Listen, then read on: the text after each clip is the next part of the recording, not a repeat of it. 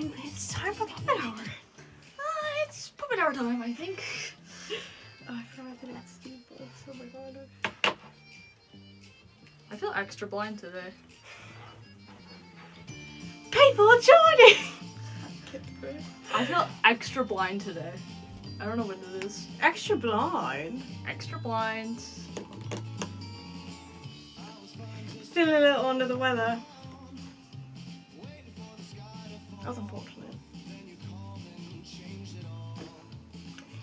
I'm just feeling a little extra blind today. So, it just, you know, it's just a little awkward right now. A little awkward, yeah. You could say that. Well,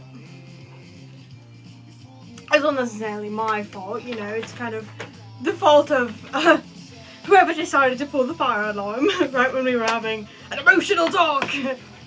And we're all put in a lockdown situation. A lockdown situation. Again? I think the prisoner's escaping. The prisoner's escaping. Wait, bring her over here. Come here. Before you release her. Oh my gosh. It's Rainbow, the cat from the Mystery Shack. It's Rainbow, the stray cat. Conjugal visit. I don't think she's too happy. I think she likes You me. interrupted her prison escape. I think She's she not very likes happy. me. Oh, speaking of prison escapes, I guess we should get on that, huh? Yeah, we're running out of time to do that, I think. Probably like, you know, a little bit of time at least. Probably. Maybe.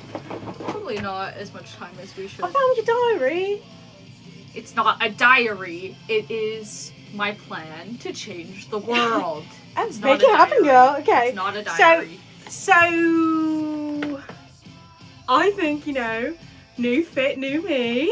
How did you get a new cardigan? Where'd my crayons go? You stole my crayons? I did not. They were over here. Where'd You they stole go? your own crayons. Oh no. Well, isn't that just sad?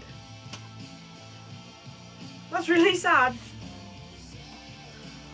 I think you hid You them know, from yourself. I put them over here. Anyway. I moved them when I went to go see the cat. Car.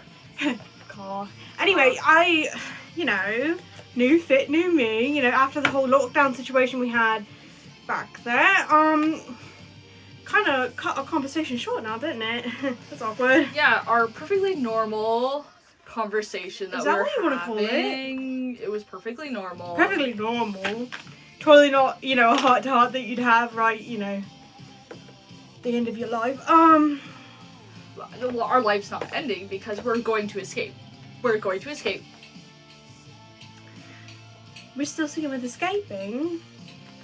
Well, I think it's the best course of action still. I mean, I think our chances are slim, but there's a chance. If we could convince the Axolotl, you know, Lottie will Well, listen okay, so there's to my us. plan, which is, you know my plan.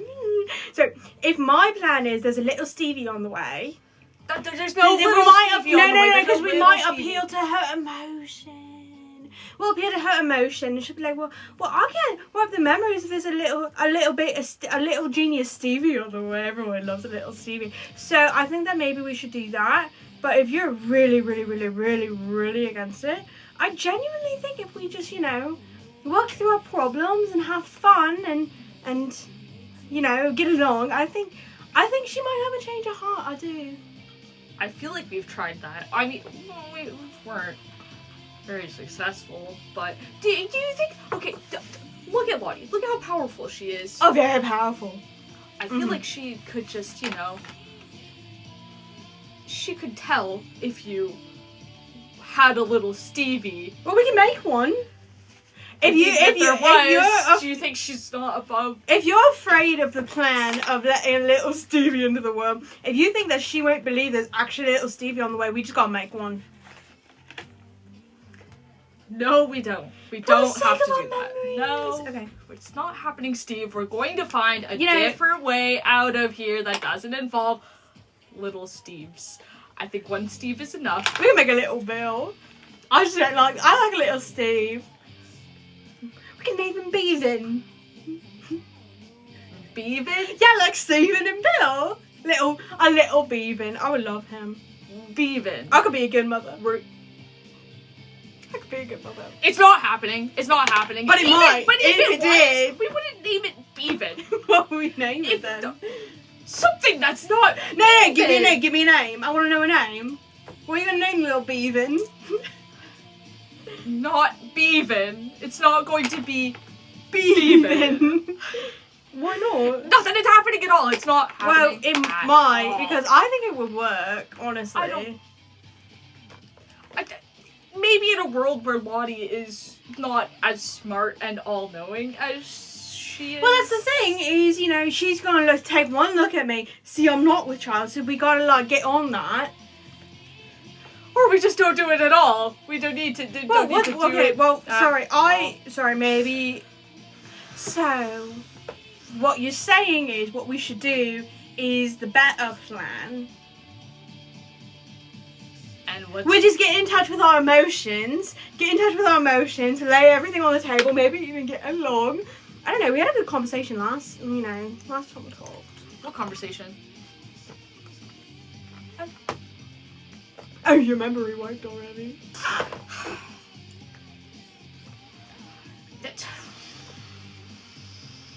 I just, things are a little bit weird after, our emotions got the best of us. I think it fogged our minds a little bit, and we... Foggy. Let me blow the fog. Uh-huh. I think that maybe we weren't being rational and thinking about the fact that we still had lots of time to try and escape before admitting that we were doomed. So you just want to keep, trying to escape with a little plastic spoon, try to dig a little tunnel out. Is really what you want to do. Okay. So, I for one would like to keep my memories, but if you just want to gamble them like that, that's fine with me.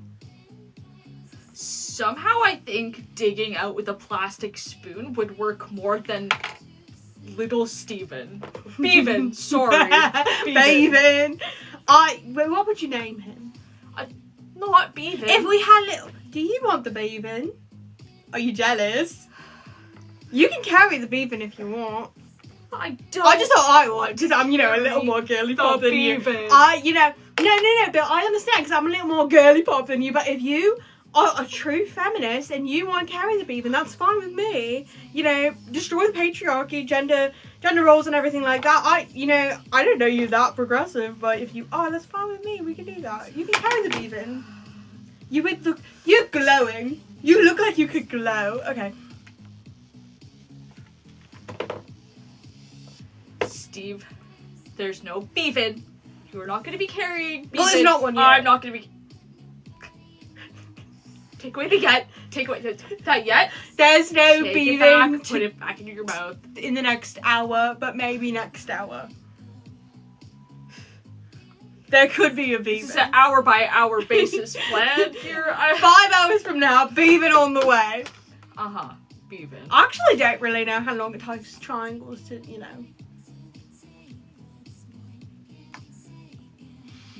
My parents didn't have the birds and the bees talk with me, because, The planet was kind of... yeah, it was a little...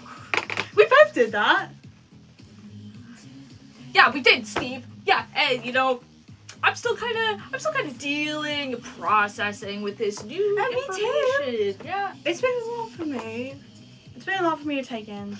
Yeah. So did you get bullied the whole time for? No, but I should have been. Were you called a monster? No, but I should have been. I should have been. I'm willing to accept that. Mm-hmm. In my last few hours on this earth, I'm willing to accept that. Uh-huh. I'm grieving all the time we could have spent, being like, oh, that's some monsters. We could have been in no sad news drinking like, oh, mom, can't believe we killed you. Ah, that could have been us, but No, instead I just had to drive you home. Maybe it's not so bad that you remembered later on, actually. Maybe. Hey, you don't want to bond?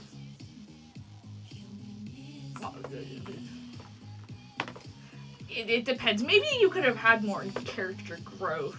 Oh, yeah. Sooner if maybe if you had known that maybe. Well, you did know, didn't you? No, I didn't know. You know, right? I didn't know. You're sure you're not just pretending you forgot? No, I just didn't know. No, you forgot you were making a latte. You forgot that the fire got out of control. I didn't really know. And destroyed Euclidia. You just forgot. What? when you say it like that, it sounds suspicious. But no, I just... Yeah. A little suspicious. Don't you agree? You know, no, because what happened was... Oh, this is crazy. You know, you might be mad at me for this one because you'd be like, oh, classic Steve. Not really thinking, classic Steve, dumb little Steve, you know, you like to call me dumb. So when the fire got all tilty-whirlty and my fire went kind of out of control. Tilty-whirlty. Mm-hmm. And the fire got out of control and it kind of just like spread everywhere. I didn't really know, you know, I knew that the fire spreading was like a bad thing.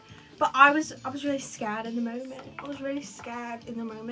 And I kind of like, I didn't really process that, you know, it was my fire. That was, you know, the fire. I just kind of thought that it was like a different fire. And they all kind of like melted together. Axolotl called it willful ignorance. I called it a lapse in judgment. A continuous one, I would say. Well, because, you know, I'm just like silly like that, you know, like things fly over my head. You know that whole time when you were like, Steve, get away from me, and I kept following you. That's because it just went over my head. I didn't understand. It just flew over your head. You never took a second to be like, am I being too much? Am I being a little overbearing right now? Am I being a little stalkery right now? No, not really. I thought we were playing a game, you know, boys will be boys. You thought it was a game? Well, not that your life was a game. I just, you know, I thought it was like one of those like, oh, I hate you, Steve. I hate you. Get away from me, Steve. But then, you know, if I actually left, you'd be really sad. And I didn't want to see you sad. I would be really, really sad, yeah. No. Would you have been? Yes, Steve. Oh. I would have been devastated having some personal space. That would have been just so, terrible. Well, I'm glad I didn't leave then. I'm so glad too, Steve. I'm so glad that we can spend our final moments together. Well, it's not. That is, if we can't escape. Well, I still don't really think we should escape because I really don't think we have time at this point. You know, because we're kind of running out of it. Yeah, the lockdown situation took some time out of our... Right when we were having a good conversation. A good conversation, yeah. So I still haven't quite processed that yet. What, the lockdown situation? The conversation. Oh! Well, we can process it right now. Oh, but we could also take this lockdown situation because, you know, if there was already a lockdown situation, maybe they think the next one will be a false alarm and we can make our escape. Do you really want to test that? Well, if Lottie does catch us escaping, I feel like maybe she'll just go ahead and erase our memories. Yeah, I feel like if we got caught in the act, we might get into trouble. Yeah. Yeah. Don't say anything like that right now, because every time you say something like that, I just think of the little tiny Beaven, and I don't want to think about Beaven. Not really. Do you want me to sing again? I'm gonna sing for you. You're gonna sing. I know you want my touch for life. If you love me right, then who knows? I might become Bill's Juno. You know, you don't like that, okay. Awkward. Awkward. Why are you giggling? Okay. So anyway, so here's what I'm thinking. You know. What you're thinking. Okay. Let's hear what you have to say, Steve. Because you know, I've done a lot of thinking lately. I think I've gotten better at it. You've gotten better at thinking. I think I have. You know what? From our last conversation, I think that maybe you have. So good job, Steve. Thanks. I'm very proud I think. of you. But you didn't quite listen to me when I told you that we're not doing the Bevan plan. Well, So I just think it. it's something that you dismissed really quickly. You dismissed it unsettlingly quickly, and I think maybe you should just kind of like consider it a little bit more as a plan B. Get it, plan B? I won't be taking that if we go that route. So anyway, I think what we should do is go with the idea we thought of, you know, before this whole interruption. So I think what we should do is focus on getting better. Because I genuinely, in the bottom of my little Stephen heart, I think that this is a test. I think this is a test, and I think that Lottie gave us a time frame, you know, get better by now, or you boy. So I think if we get better by the 24 hours, which I don't even want to know how many hours it is right now. Probably like 4, 3. Probably. So I think, you know, if we get better by then, she'll come in here and she'll be like, time for your memory wipe, and we'll be like this. Wait, can I have your hand? We'll be like this.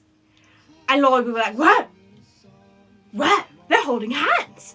I didn't know Steve could do that without macking all over his face, and Bill could do it without, you know, killing Steve. And Lottie will be like, wow, that's amazing.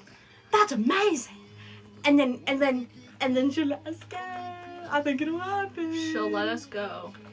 And so, Steve. But we have to be serious about it. It can't just be like fake, because you know, we're not really the best actors. I'm a great actor. You're telling me I've been tricking people and lying to people for decades, and they never know till it's too late. So you're telling me if Lottie walked in right now, and we saw hugging, and we saw her being like, oh, this is my best friend Bill, oh, this is my best friend Bill. We've worked through so much together. Bill, you and I, we've worked through so much together. We worked through all of our problems together. And I honestly think we're best friends now. And I honestly think that I should be with you by your side every single waking moment now, because you just love me so much. Would you be able to keep that up? With what you were just saying, no, but maybe if we toned it down a little bit. So toning it down actually won't work. So what I'm thinking is now this is going to be crazy, because I know you and I. How peculiar. I like that. We're getting somewhere. So I think, genuinely, because I've been doing a lot of soul searching in here. Searching in my soul, you know.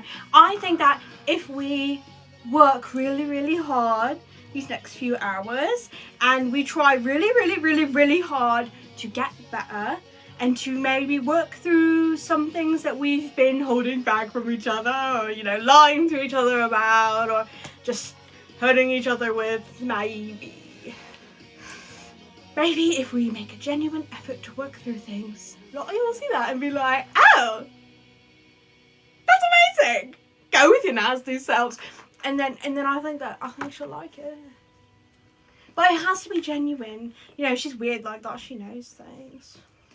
Well, we did make some progress last time, at least. We're just gonna have to build it back up this time. I guess so. And if she wipes our memory, what is there to lose, I guess? Exactly. Because, you know, I don't really know about you, but I don't do well when I'm alone, and I kind of don't want to spend my last few hours alone, so I also don't want to spend them fighting, if I'm being honest with you. I feel like we've probably done enough of that at this point in time. I think you're right. So, what I did is, I know that you usually have your little pyramid, and I know you like that. I know you have a lot. Ah! I dropped my crayon. I know you usually have a lot of fun doing that. But you really haven't had time to lately because you know the whole, you know, impending doom. So I took it upon myself, hold your horses, to make my own pyramid because you couldn't make yours and I felt really bad. So I made one for you. You made a pyramid. I did! Look how cute it is. Do you remember last time you made a pyramid? I made a pyramid and it was beautiful, and then you made a pyramid and it was a straight line. And Ebo on the top because Ebo had never been on the top before and that was really sad. Yeah. But that's not a pyramid.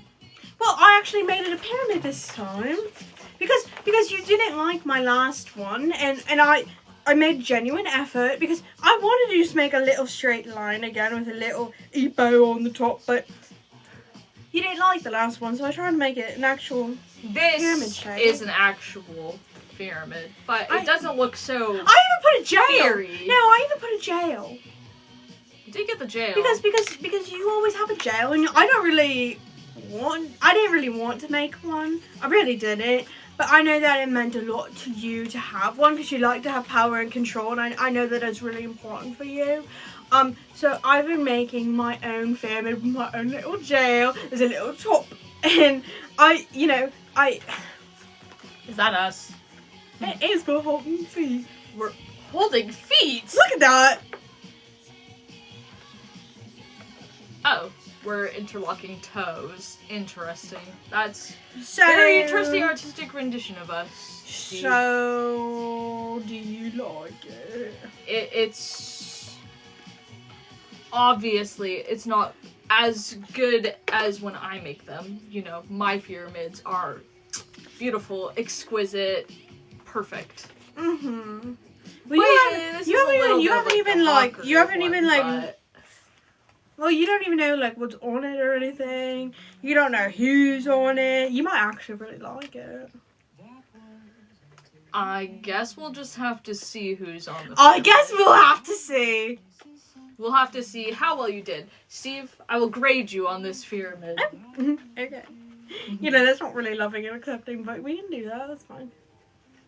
Well, you know, pyramids aren't a loving, accepting experience, okay? I thought it was. No. Well, see, that's the thing about yours. Yours is kind of scary. Like, people are kind of scared of yours. They're like, I hope I'm not on the pyramid. I hope I'm not on the pyramid. I'm scared. I'm so scared. I'm so scared. I don't want to be on the pyramid. I'm so scared. That's what people usually say every 2 weeks. They should only be scared if they're at the bottom of the pyramid. Well, that's the thing, is nobody even wants to be on the bottom. You know, a pyramid should be a nice, loving place. So a nice, loving place. This is where I send all of you people that have troublesome behaviors. That's not very nice. But then the top few rows, you know, you gotta separate the bad eggs from the good eggs. That's classism. That's just if it's you're a classist. good cookie or you're a bad cookie, you're getting separated. What if you're having a bad day? Then don't take it out on me. Bill, you're not really that good of a cookie. But that's the beauty of this pyramid. It is dictated by me. It is my pyramid. Well, this is my pyramid. This is your pyramid. I'm surprised you... This is what you were doing the whole time we were in lockdown. Yeah, I have my little sketchbook in the corner. I'm making my little pyramid. Okay, so I was rocking back and forth to the corner contemplating my death while you were doing arts and crafts. Something nice for you. Nice for me. Okay. Well, you might just see it as arts and crafts, but I know that the pyramid's really important to you and you didn't get to make one. And I knew that you'd be sad because you didn't get to make one on your last day on Earth, so I made one for you. I was trying to do something nice. Are those my parents? What are they doing?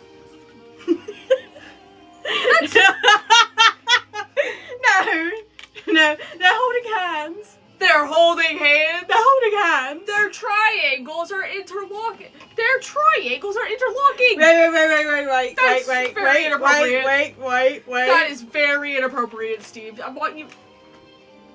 You drew a very inappropriate drawing of my... you.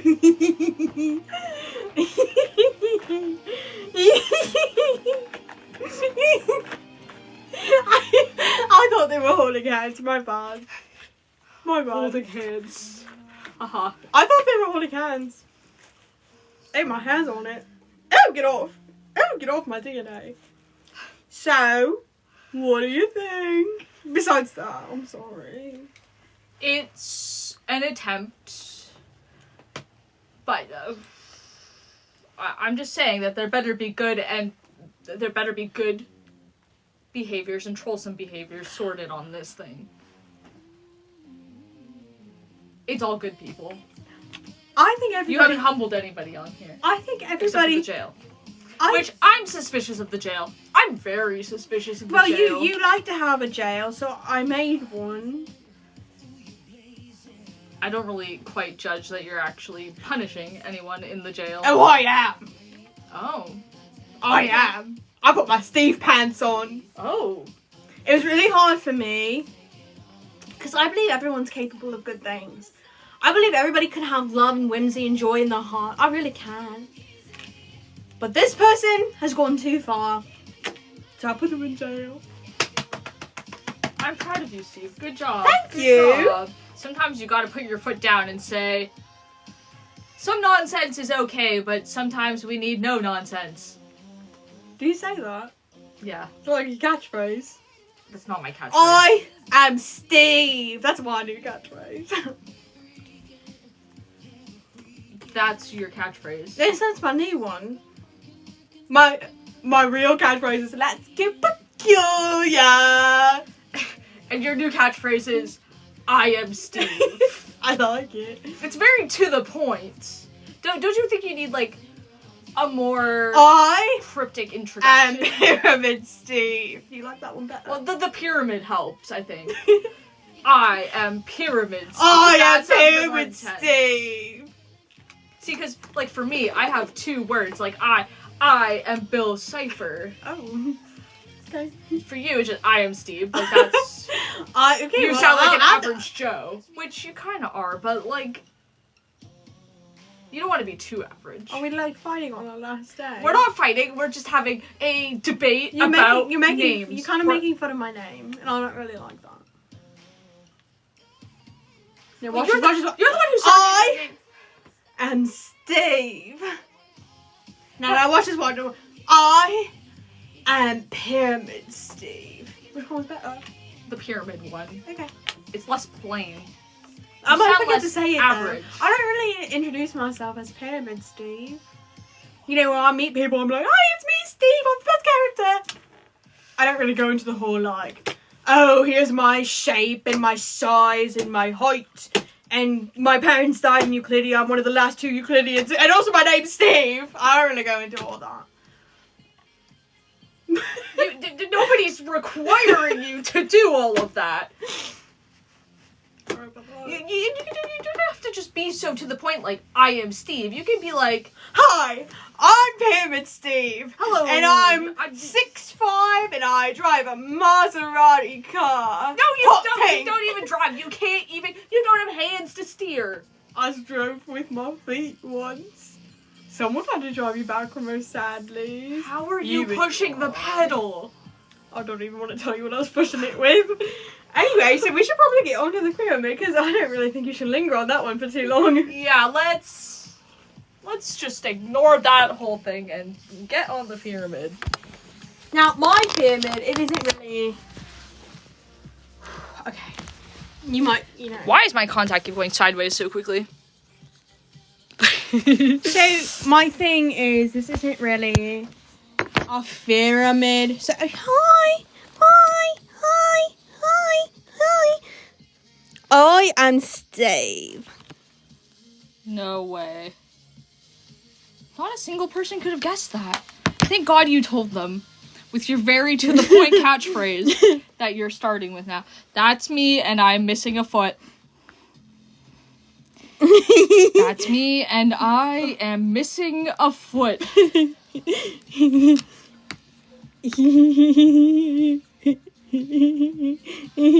Sorry. All right. So, my thing. Oh hi. My thing is it's not really a pyramid, so to say. It's not a pyramid because no one should be scared. No one should be frightened. Nobody should be upset about being on here. Everyone should be happy about being on here. So, direct your attention, please. So, it's not a pyramid. Like, I know that you call yours the pyramid, but mine's more of like a triangle of love and acceptance. Someone just called it a love-a-mid. I love I love that. You call it a little love triangle. Cheese Boy called it a happy mid. Do you remember when you and I had that love triangle? I remember that. I remember when we had a love triangle with Fordsy. That was weird. Yeah. Ford's kind of an... You know what? I won't speak ill. Why'd the AI just say Pyramid of Whimsy? Oh, Pyramid of Whimsy. Interesting. So this is kind of like a loving, accepting, whimsical pyramid of happiness. Honestly. Uh-huh.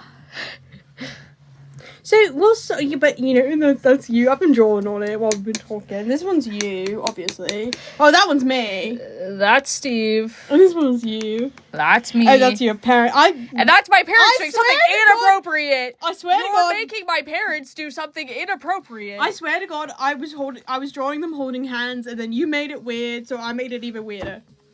You made them. You're doing it. They're doing something very inappropriate. This one's us. No, get me away from that. Are you ready? Yeah, let's take a second to look at these great drawings. Here we are, interlocking toes, apparently. So kawaii desu. Okay. I like when you say that. You do. So buttery, so kitty temp. Interesting. So...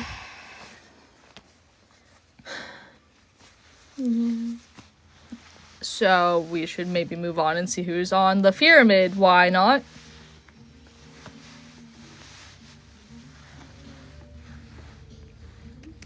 Can you stop feeling me up? Sorry. Stop feeling me up. Okay, so Bill, remember when I said that there's no one on the pyramid suit? The pyramid suit. If it's pronounced des, why does it have a U on it? Desu. I'm unfamiliar with this language. Oh, well, where'd my pyramid go? Why didn't you write it in Euclidean? I don't know how. I don't remember my language. Then I can pronounce it properly. It's been so long. It's been so long. So remember when I said this? Kawaii. Remember when I said there's I wonder if Sixer knows this phrase. Remember when I said there's no one troublesome on the pyramid? Uh-huh.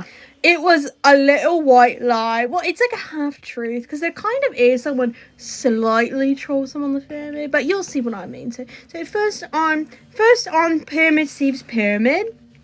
Oh, look how cute I am. It's Nurse Tab. Why'd you put Tab on here? Because... Why is Tab on here? Because Tab really likes me. Tab really likes me, and Tab's really kind, and you know, I'm Tab's favourite, so I love Tab, but you know, Tab is kind of complicit in the memory wiping, which kind of isn't really nice. Yeah, if Tab was your friend, Tab would be helping us break out of here. Everyone's my friend, but you know. So Tab's just letting you get your memory wiped, even though she's your friend, or he, I don't even know what that thing is. It's a he. Calm down. You don't have to be unwoke about it. Well. So the thing is, Tab is just really kind. And, you know, Tab probably knows best, but I don't really agree with the choices, but it's for the best. It's for the best. Great, you summoned Tab. Yeah. Frick of. Okay, now on to the next one. That's the end of the troublesome behaviour, by the way. On to the next one we have Charlie, also known as I'm So Silly.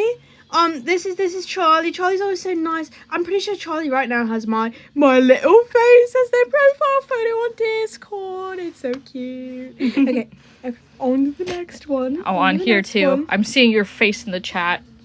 Oh boy. Oh, I love my little face. Okay, so anyway, on to the next one. Dexter. Dexter's so kawaii, and Dexter's always drawing me so kawaii.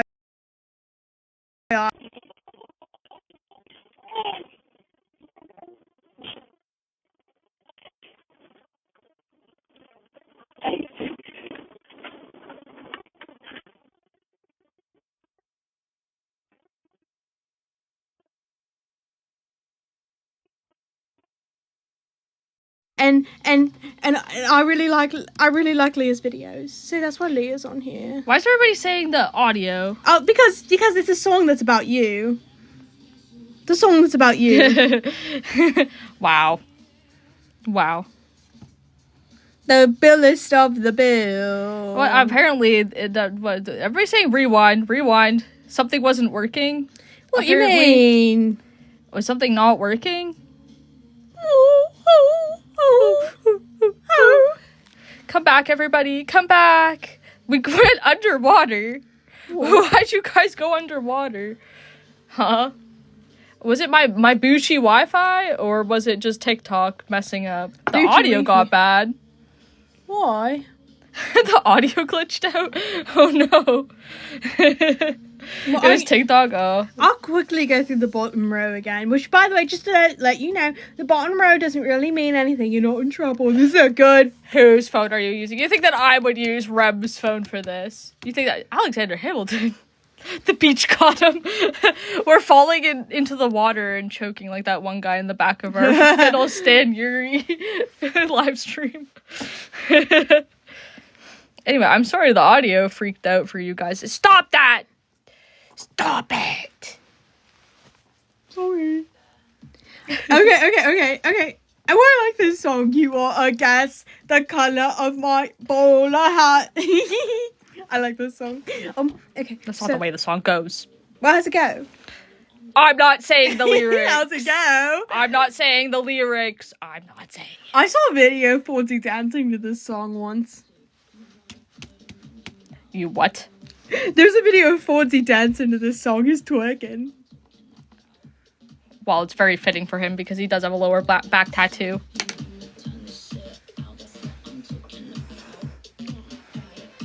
This is very inappropriate, Steve. This is very inappropriate, Steve. I like this song. So what do you think of us? Us? Really? Anyway, so let me get through the bottom of the pyramid again. How do you all know about his freckle? Oh, Ford's freckle. The freckle on his hip. I love that freckle. Okay, continue. You were on the go over it again quickly because the audio messed up. Nurse Tab's on here because I'm Nurse Tab's favorite, but Nurse Tab is complicit in the memory wipe. So that's why Nurse Tab's over here. But the rest of everybody else is so freaking nice. So Charlie's on here because Charlie's a Pyramid Steve lover of Pyramid Steve. Dexter's on here because Dexter draws me beautifully. Dexter draws me so kawaii desu. And then Leah's on here because I really like Leah's videos because they put me in their videos. I really like that. Is this whole pyramid just people who like you? Is this whole pyramid just people who like you? What else would it be? Really? Well, really? Well, what else would I make it about? Show me his freckle. Nobody else is seeing his freckle. I've seen his freckle. So what else would I... No, okay, let's go on. I'm a hater. Let's go on. Show them Catboy Stephen. Is that what that is? Yeah. I'm saying purr. It just looks like you have big feet. It looks like you took Garfield's feet and put it onto your body. But look at I made my tie into a little tail. Yeah, where's your ears? Where's your ears?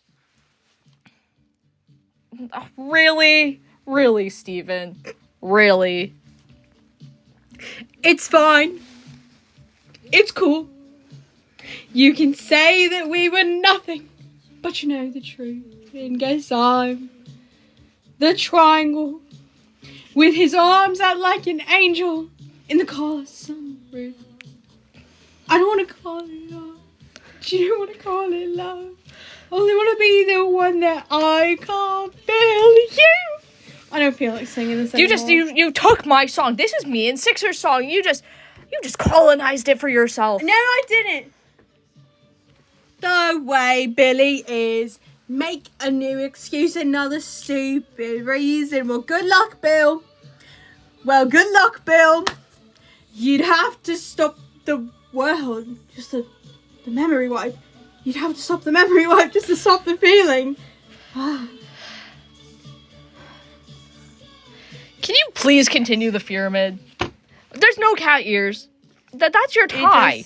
You just have Garfield feet. Explicit kind of love affair, and I cry.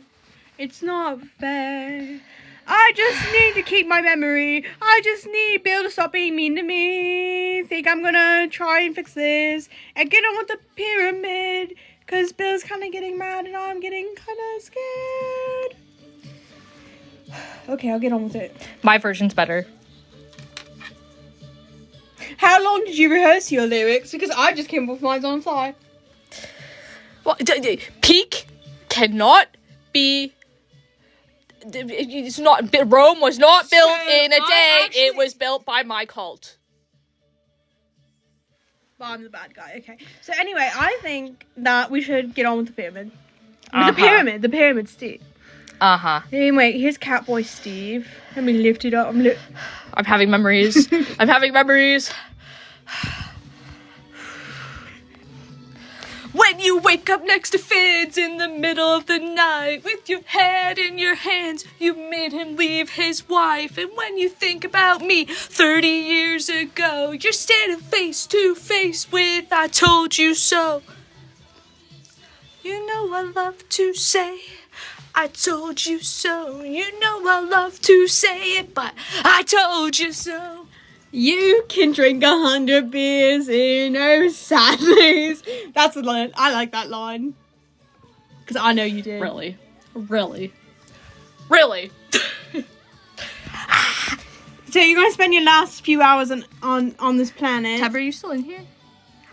Whoa! Stop. Not doing the pyramid, Steve pyramid. I'm laying down the law. On to the next one. Yeah, get that Emma. cat out of here. Emma. Because Emma has been a Pyramid Steve defender since day one. Emma's always on my side. Emma's always defending me. Even if I do something wrong, Emma's there for me. And Emma, I saw your comment the other day being like, it's a hard day to be a Pyramid Steve fan. And I understand. It's hard to see me failing, but I will rise up and I will get better. And this will go my way. So let's keep going now. Also, Emma bought my hat. My little hat. That is true. Emma did buy this. Very kind of Emma. It was very, very nice. On to the next one. Your old hat was very boochy. It was a styrofoam ball. It was a styrofoam ball. Oh, you forgot about the best part. It was hot glued to your wig. That is true. Your hair. That is true. It was hot glued to my hair. Luca! May the axolotl bless you. Real funny. Real funny, as if the axolotl's not about to wipe our memories. So Luca always makes cute little edits of me. I really like Luca's edits. Luca's always making the cutest little edits of me, and I love them. So this is all just people who are hyping you up. This is all just... What else would it be? This is all just people that hype you up. What else would it... On to the next one. See, when I make my pyramid, it's not all about me. Ebo! It's Ebo! The next one's Ebo, because Ebo is always saying the nicest thing. Well, maybe not the nicest things about me, but Ebo knows me better than I know myself. And Ebo talks about me a lot, which I really like. Ebo's spreading my agenda, which I can really get behind. I really like that. Okay. Really? On to the next one. The axolotl is a good being. Get her name out of your mouth, William. I don't think I will. Why not? Because Lottie is a power tripper full of herself. Oh, and you're not. I'm on the path to recovery. She doesn't think that she has a problem. That's the difference between the two of us. Do you know that you have a problem? Are you admitting that you have a problem? You know, admitting is the first step. I've always told you that.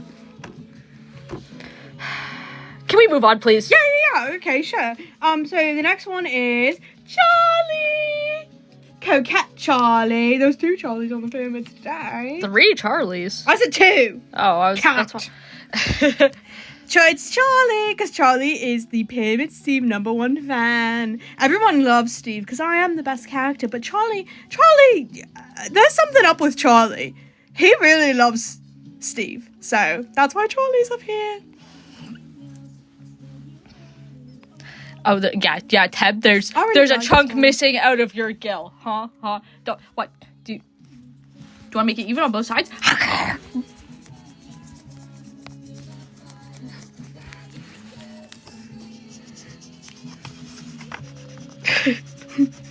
Just stop that! Stop! Stop! It was not bad enough you did this to my parents. And they were holding hands. You drew a very inappropriate drawing of my Wait, parents. let's hold hands. That is not your hand. That is your foot. I don't have hands. And you think that I would want to touch your foot? You're touchable now. You know what it would be though? It would be more like this. Hold on. It'd be more like this. Stop! Stop! Who knows? I might become Billy's Junior. Oh my god! You just get on with the pyramid. Next on the pyramid, Addie. Woo! Addie is the other #1 Pyramid Steve lover. Oh, my little faithful little Pyramid Stevelings on this little pyramid. But Addie makes the cutest little edits, and Addie has a really adorable plushie of me, and I really like it. So Charlie and Addie are probably the two #1 fans. So that's why they're up here, but everyone loves me, as you can tell. So on to the jail now, if you don't mind. On to the jail. We have a bit of a situation over here. A situation. And you know, I believe that everybody's capable of change, and I believe everybody's capable of good, because that's just who I am. As a little Steve, that's just how I am. So, but there is one slight little outlier, and you know, I think that maybe with a little reassurance, maybe a little push, I think maybe this person could be on the path to recovery, but in the jail right now is... I can't even believe I'm saying this. Oh, there's tears in my eyes. The #1 me hater. #1 Pyramid Steve H. The #1 Pyramid Steve hater. How could you do that? How could you do that? I'm the best character.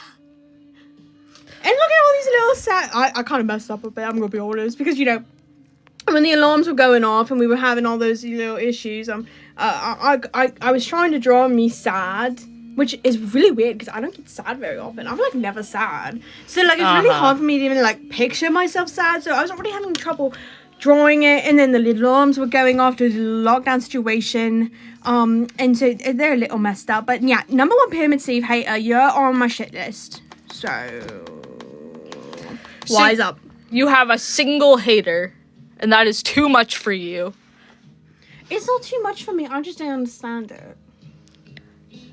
Steve, you need to understand that sometimes maybe you have traits that bother some people.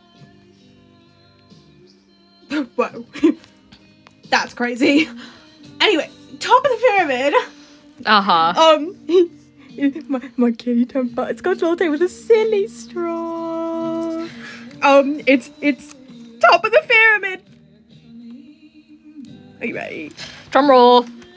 Let me guess, you're #1.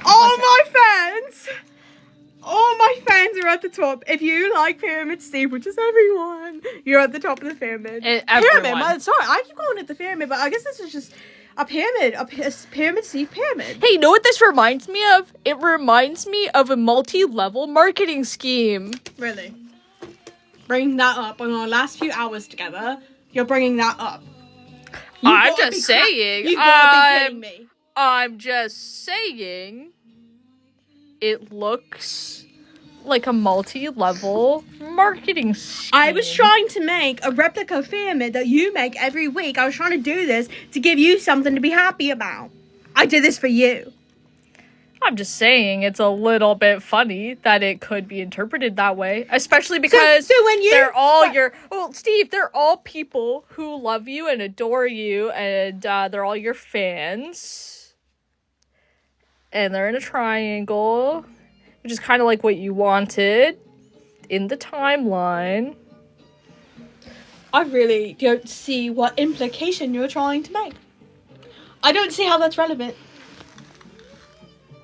You don't. You make a pyramid ranking people every 2 weeks. I just happen to make one and suddenly it's a problem. Dude, you've completely missed the point of the pyramid. It is supposed to strike fear into Well, those with I don't- trollsome behaviors. I don't want to be feared. I want to be loved. But that's what the top 2 levels are for. You know, you're supposed to have the most trollsome at the bottom. You're supposed to have slightly less trollsome people above here. And then you have the 3 with really good behaviors who set the standard for everybody else. That these people could learn from these people. Well, I think that It's a lesson. I think that everyone else can learn from these people. The fear is your best. It's the best motivator. Nobody fears me. I don't want to be feared. I fear you a little bit. I don't really understand what the problem is. I really don't understand what the problem is. I feel like you've missed the whole I did reason this for you. of the I thought you'd be happy. It's really nice that you did that, Steve. It's really nice that you did that. But also, I feel like you have missed the point a little bit I just here. thought, you know, because you couldn't do your pyramid today, and I know the pyramid means a lot to you. So I thought I'd make my own so you wouldn't feel left out and you wouldn't be sad.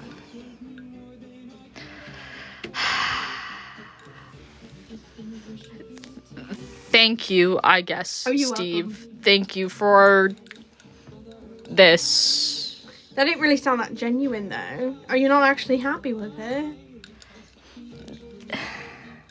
You know what, Steve? You tried. I'll give you that. You tried, and I'm sure all these people are real happy about being on here. Except for maybe this person. This person can go to hell! Steve! Bill? That's not very nice. Bill, why'd you say that? I didn't say Everyone's anything. capable of I change. didn't say anything. You're trying to...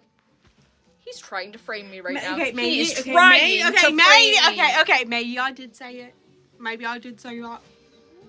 Uh-huh. Maybe I have some things I need to work through still. It's okay. You have some things you need to work through. Yeah, I better work through them pretty quick though. Yeah, we have like just a few hours left before our memories are wiped. Hey, that's all right. Yeah. Uh-huh.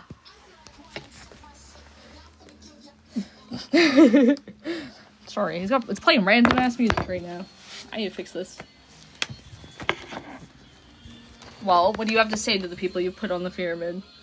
I love you all. If you're one of my adoring fans, I love you. This isn't parasocial. I know each and every single one of you, and I love you all. And I think that you're amazing and really, really smart for following me. And thank you for the heart! I think you're really smart for following me. This isn't parasocial, don't worry. I think that if you follow me and you like me, I think you're really smart. And I think that we're going to get out of this together, guys. I really do. I think we're going to get out of this. I think it's going to be okay. I think it's going to be okay. And thank you for the heart! Uh-huh. Yeah. Mm-hmm. Oh, look, I gave him this mug. This Theraprism is a damn prison. Why is there no silly?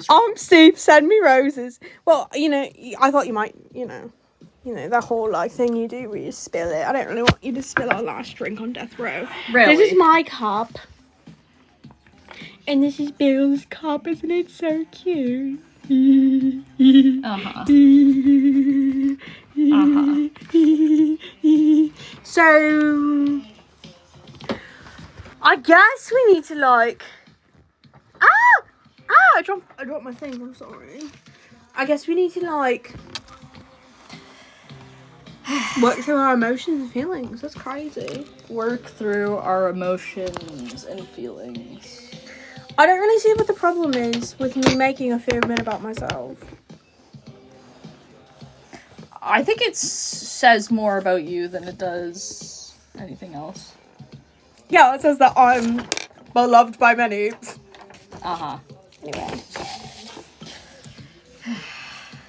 This is the best pyramid ever. I agree to whoever said that. It was definitely a comment that I just saw. The best pyramid ever. That's a little extreme. you know, there's been a lot of pyramids, and I'm not so sure if this is, you know, like, the best one. It's a unique one. Oh, thank you. That's a kind of you. I am very peculiar, unique. I think it's a very good pyramid. I think that the most unique part about this is the fact that you drew a very inappropriate drawing of my parents. They were holding hands. Holding hands, yeah. Is that why there's a little yellow triangle between both of them? I added that in afterward after you were like, hey, that's so inappropriate. And I was like, hey, kind of is a little inappropriate. Let me make it better. You know, thinking about it, you were a little too old to have not known what that means. No. I was very young when the Euclidean fell. I was very young. Uh-huh. I wasn't even supposed to be outside with the fire pit. I wasn't supposed to be using fire unattended. You weren't even supposed to be making your s'mores for your latte when you set everything on fire. This poor little innocent triangle, leave Steve alone. Thank you. Thank you, Blitzo. What about chopped liver? Blitzo, look at your spot on the pyramid. Look at your spot. It's right here. Right at the top. That's where you are, Blitzo. Right at the top. Right there. Oh, I like that. I like this grr person. Yeah. Yeah. You're welcome. You're welcome. Uh-huh. You know, Bill, I've also been doing some art and crafts lately. You've been doing some arts and crafts lately. What could that possibly entail? What could do you remember a while ago, quite a while ago now, you asked me to draw you and Fordsy. This is when we were, you know, together, and, you know, that was the whole thing, when you and I were together. When, you know, the love triangle was happening. Do you remember that? Do you remember the love triangle? Do you remember the group chat? Ugh. Anyway, so you asked me to draw you and Fordsykins, and I did, but I also drew you and me, and you didn't really like it that much. But I thought that now, since we're working through our emotions, I'd recreate it. So maybe you could appreciate it more this time. So I made a recreation of our drawing together. Oh, it's, oh, wow. It's really, let me use the new phrase that I've learned today. It's very... Peculiar! It's very kawaii. Kawaii desu! Uh-huh. Oh, wow. It's like an influencer. Let me get a good look at this. Let me get a good look at this. Oh, our faces are very, very triangular. Oh, so instead of drawing us as triangles, you drew us with triangular faces. Is that correct? That's just how I draw people. This is just how you draw people. Oh yeah, do you not like it? Well, it's no Fordsy drawing, but he does always draw me really cute. But it's peculiar. I'm sorry, I'm not him. That's not what I meant. I mean. No, that's what you meant. Yeah, I know that's what you meant. Because if you had to spend your last few hours on Earth, you'd want to spend it with him. And I'm sorry that he's not here, and I am. We can't change that to stop bringing him up. You know, we have only a little bit of time left before, you know, our memories are wiped for forever.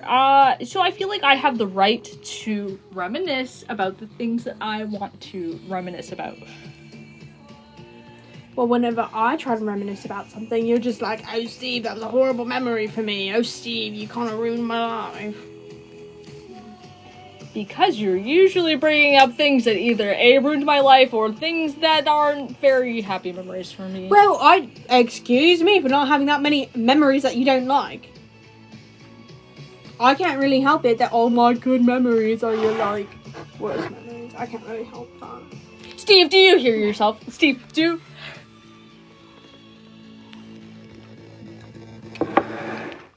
Are you gonna kiss me? You hear your...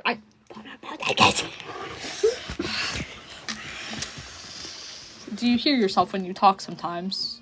I like the sound of my voice, yeah. Uh-huh. British.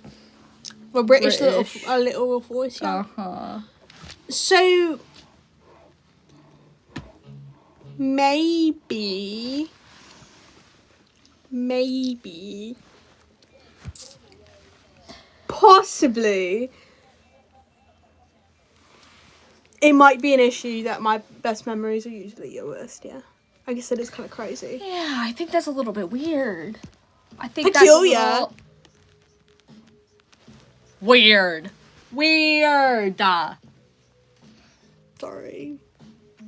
Peculiar. Enough of the peculiarness. I just think that, you know, I can't really help with my good memories. Sure. I'm putting them back on the stand. Okay. Putting them back on the stand. I'll miss them. Steve, I'm sure they'll miss you so much since you. Well, everyone usually likes me a lot, so yeah. Yeah, you have a whole pyramid of people who like you. It's a pyramid, not a pyramid. Hey, why are we so far away? I'm trying to fix it. Oh, you're doing a knock-up job. You know what, Steve? Maybe you should do this then. Considering I- I'm extra blind today. Fine, I'll do it. I'll do it. Okay, I can't even plug this in. That's how blind I am today. Ooh. Oh, it's beautiful. It's beautiful. So,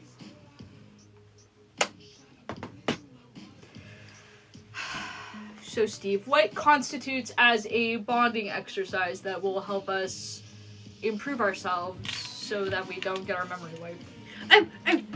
Well, last time we made bracelets, and you know, I feel like we had some really banger conversations when we were making those bracelets. I feel like that was our best conversations, maybe, of our entire, you know, friendship. Well, friendship.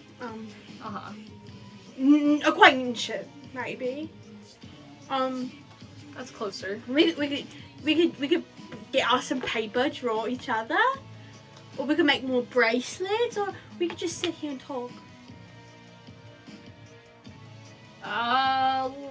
We already have a great bracelet, Steve. I like mine. It says beef. This is our friendship bracelets that we made. Show them mine. Time. Yeah, show them yours. Oh, I'll show it, I guess.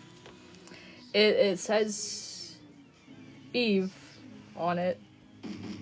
It's got very different colors from mine, but very similar in a way. It's kind of like us, if you think about it. Different, but similar in a way. I guess you could say that. We are kind of Though similar. we don't have very many similarities. I wouldn't say so anyway. I would say that we have some pretty major differences. Like what? What is the biggest difference between the two of us?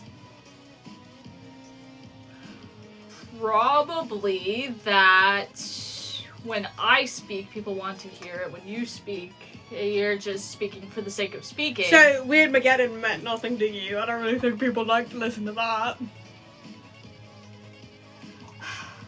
Weirdmageddon was ahead of its time. People weren't ready for Weirdmageddon. It's not my fault that I did it a little too soon. You know, I was ahead of my time. The world wasn't ready for it. That's if I did it again now. Really, you're going to pause our live stream. You're gonna freaking make us do the captcha. Right in the middle of your Weirdmageddon speech. Right in the middle of my speech. See, the thing is that it's not people. People don't want to listen. Like, it's not that they don't want to listen. It's that I'm always getting interrupted when I'm trying to speak. Or I'm trying to do something. I get interrupted.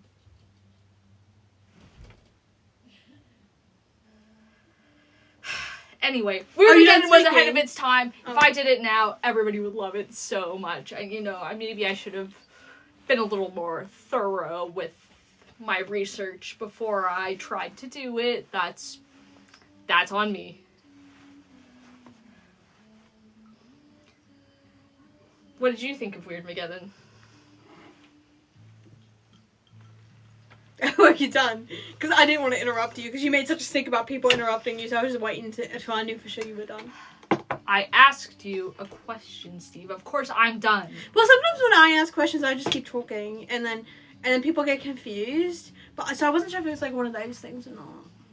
Well, Steve, most people, they don't ask a question and then keep yapping. And they usually because. So I thought Weirdmageddon was kind of selfish and a really bad idea, because I thought it was kind of weird that you were like, oh, the nightmare dimension is falling, that sucks.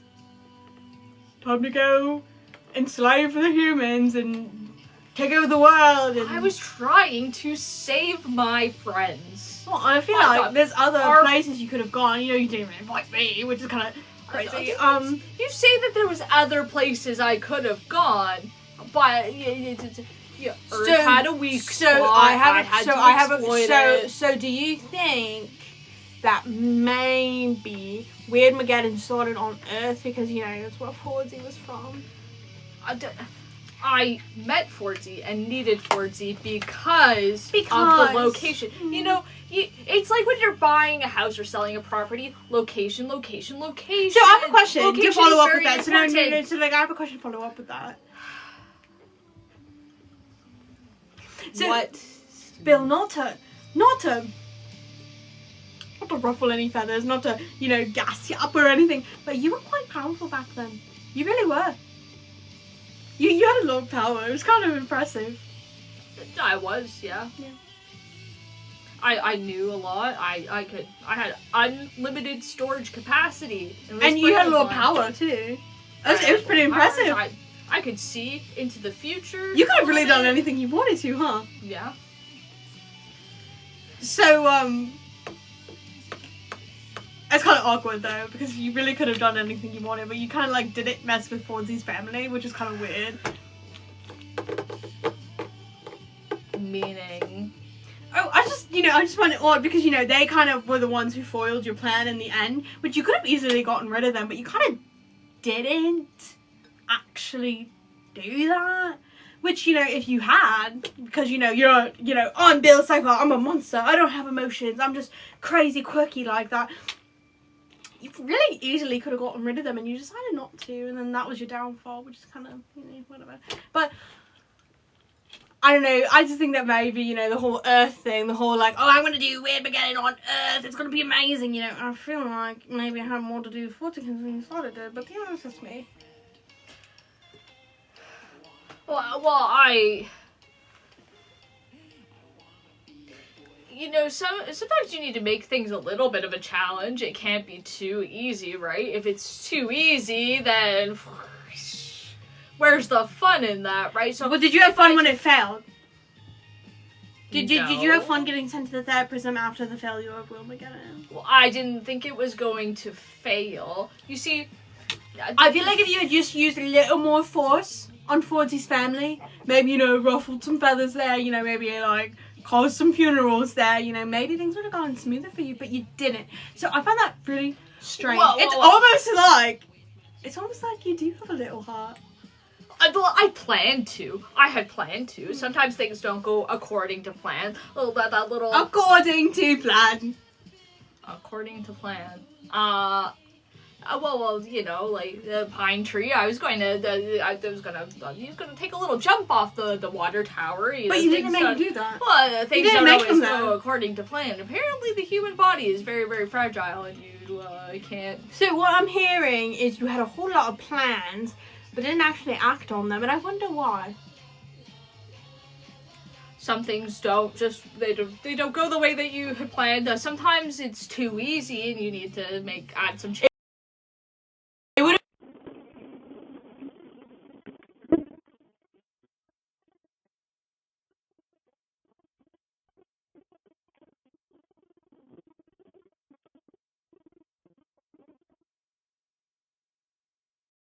When it comes to the concept of, oh, that's too easy, I don't want to do it because I like a fight, I like a struggle, that's too easy, I won't do it. So, did you, like, not care about your henchmaniacs? Because, you know, when, you know, usually if you're saving someone, you want it to be easy, and you don't really care if it's fun or not, you just want to save them.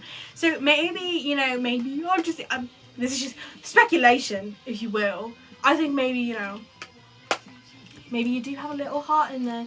Maybe you had a soft spot for Fordy still. Maybe you didn't want to hurt his family. And that's really, I feel like if that's the truth, there's nothing to be ashamed of. You should just kind of maybe admit it. I was trying to get 4G to comply, and if I wanted 4G to comply, I don't think that his family members would have helped me with that goal. So I had to tweak my plans a little bit to accommodate what I needed to do. So you'll quite literally do anything but admit that you have emotions and can help people and be nice. Well, I wouldn't call it nice.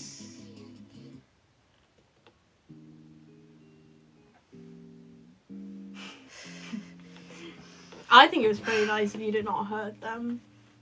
Nice, yeah. Uh-huh. And where did being nice get me? So basically, what I've learned from that is to not be so nice, or else you end up in the therapism, and then you get out, and then you're nice, and then you end up in the therapism again. So... Well, maybe that's the thing, is, after you left the therapism last time, or escaped, you weren't really that nice. And then you got sent back, the whole thing. Maybe that's the thing, is like you just need to be nice this time. I tried being nice. That's the thing, is that I already tried being nice. And I tried growing, and I tried to do something good. And I still got punished for it. Not even putting all the blame on you. I tried to do something nice. And Axolotl still threw me here. I think that's wrong. It is wrong. I honestly do. Thank you, Steve. Thank you. I think maybe you should got put in here for other reasons, but not that one. Other reasons? I don't know. Just being mean to me and all. You think I should be in the therapism for being mean to you? You think I deserve to be here because I was mean to you? Do my ears deceive me? Is that really what you just said to me? Maybe I got a little full of myself there. Uh-huh. Maybe I got a little full of myself there. Just a little bit. You just are happy that we're here so that we can do this, even if it means that our lives are probably ending. Well, I think that's a good thing that we're going to work through our problems together. It's a little overdue. On both of our ends, it's not just you.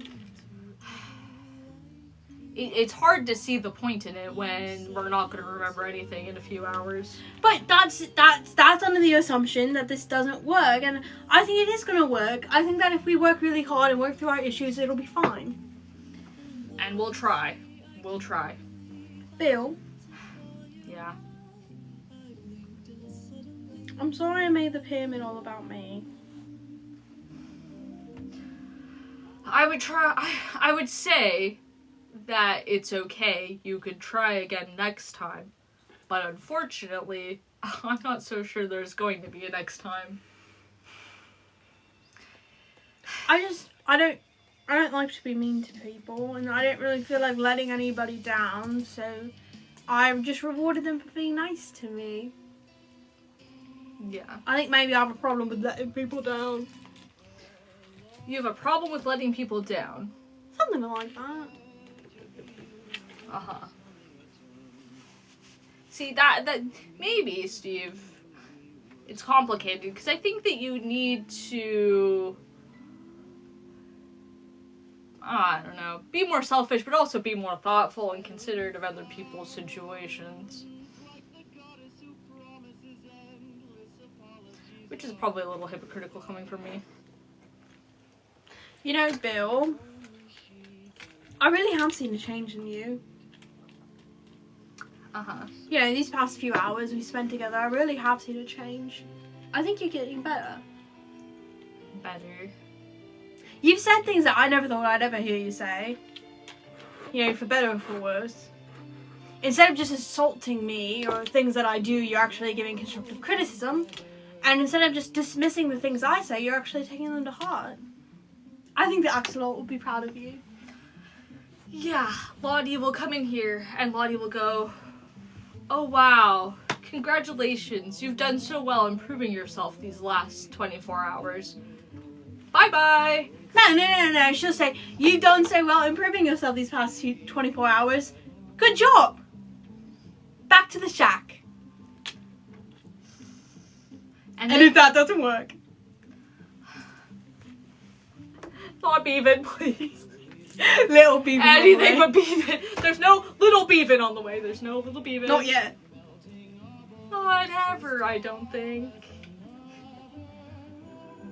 Even if we did like each other that way, I don't think it would be very responsible as a way out of this. Beaven. You think that you would be a good parent? I don't think I'd be a good parent. I'm a demon, that thing would be a little demon. I mean, it'd be so cute then. Imagine it like rolling around on its little legs. It'd be so cute, be like, ee, Papa, Papa, I'm here. It would call me Mama.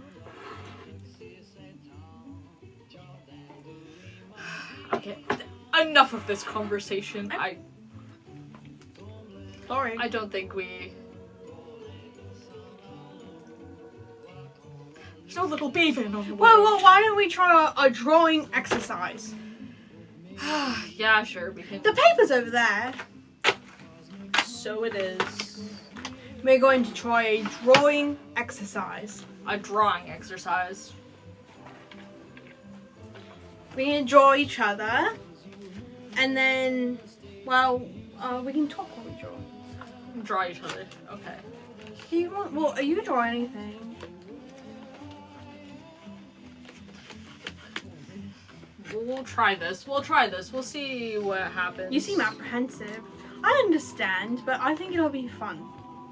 I've never drawn you before. I'll take my paper. Do you want to do it one by one? We can. Whatever you want, Bill. Yeah, I'll just draw. I'll draw mine as well. I can use this to draw. I'm in your little diary. Okay. It's not a diary. It is. You can change the world, Bill. It's my affirmations and my plan and my life story. I started writing my life story so that if the axolotl wipes the brain, I still got a copy of it. I can't guarantee that the memory wiping will work like the memory gun, but if it worked for Stanley to get his memory back from seeing his memories, this will help. A quick read of this, it'll all come back to me. I'm sure. It'll be a really depressing book. No. It's full of all of my amazing achievements. It's kind of like the Book of Bill, but 2.0 because it has a lot of details that are missing from the Book of Bill that I neglected to put in there for various reasons. Like what? I started it with this because this is how I was feeling. It was a self-reflection doodle. This is how I was feeling.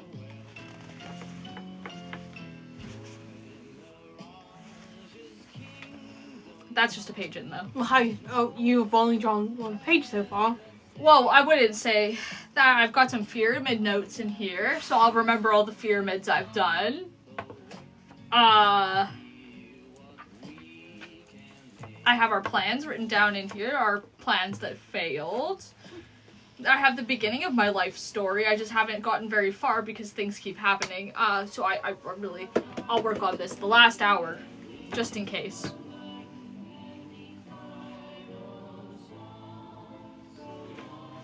I'm supposed to draw you. Make sure you get all my good angles. All your good angles. We have the same angles, so all of them are good. Have a piece of paper, please. Oh. Shaking my head. I'm struggling. I see that. Bum bum bum bum bum bum bum bum bum bum bum bum bum bum bum.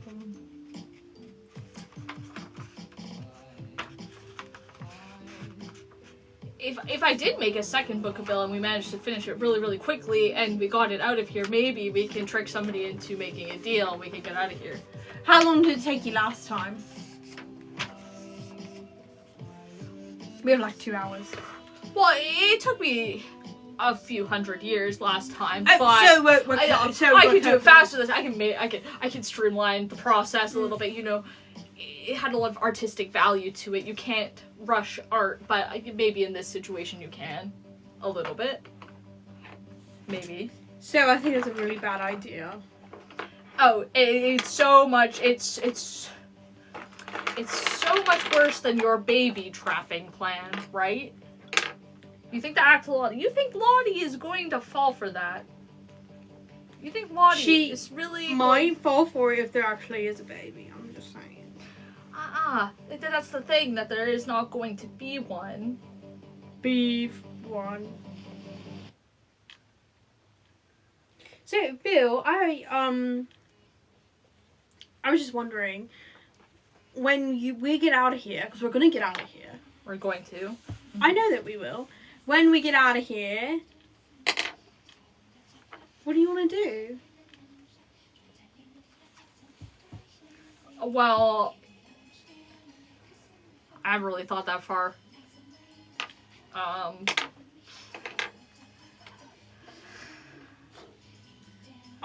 guess it depends on how long we've been in here. Time moves a little bit differently. But maybe it wouldn't be so bad. There is a place where we have a secure job and people who probably still care about us as much as they can. I think they care. Somehow. But it's also possible that they hate us. We have to be prepared for that possibility. Of course. You know, it's kind of crazy how much you and Ford have been through.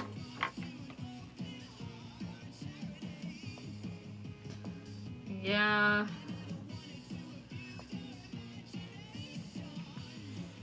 I guess we've been through some stuff, you know.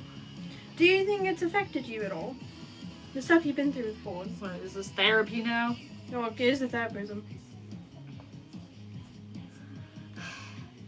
I think for the most part it hasn't, really. Really, because he's really all you ever talk about. Oh, well, you know, our lives were a very important we were a very important piece of each other's lives for a while, but, you know, I don't need him necessarily. I don't, like, at the end of the day, he's just a small blip in my lifetime. Is that why you talk about him so much? Because he's such a small little blip in your life? Well, it's just what's going on right now. That's what's going on right now in my life. Or it was. Until we got sent here. So, Bill, I feel like you failed to remember that I've kind of seen everything that went on with your life. And I kind of know how you operate, for the most part. And you've never really talked about things happening currently in your life the way you've really talked about him. You kind of just can't let him go, can you? I could move on whenever I want. You know, he's got a much shorter. Well, he's got a much shorter life than I do, and you know, I feel bad for him. Yeah, I feel really. Why? I gave him the opportunity to have a more fulfilling, longer life, and he didn't take it. How's that make you feel?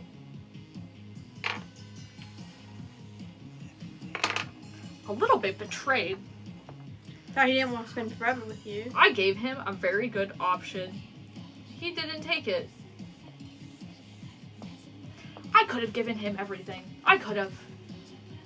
He refused. But you know, bygones be bygones. Yeah, working at the shack wasn't the greatest, but it also wasn't the worst. I liked it. I liked it quite a lot, actually.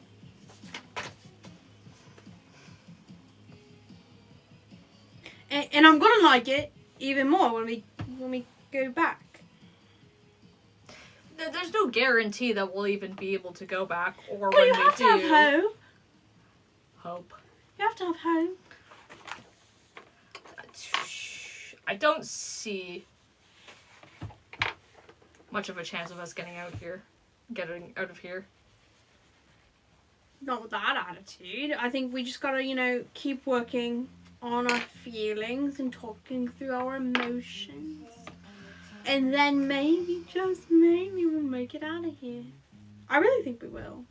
You know, me and Lottie, she really seems to like me. Not enough to let me off the hook, but enough to be like, oh, Steve's made a difference in Bill's life.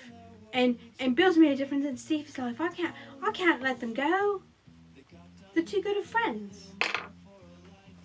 Too good of friends. That's the thing, Steve. Even if we were to make up right now and things were to... Well, we're not going to make up right now because we're not there yet. Well, we're running out of time, Steve. That's the thing, is we better start talking. I really think that if we try really hard, we can do this. Yeah.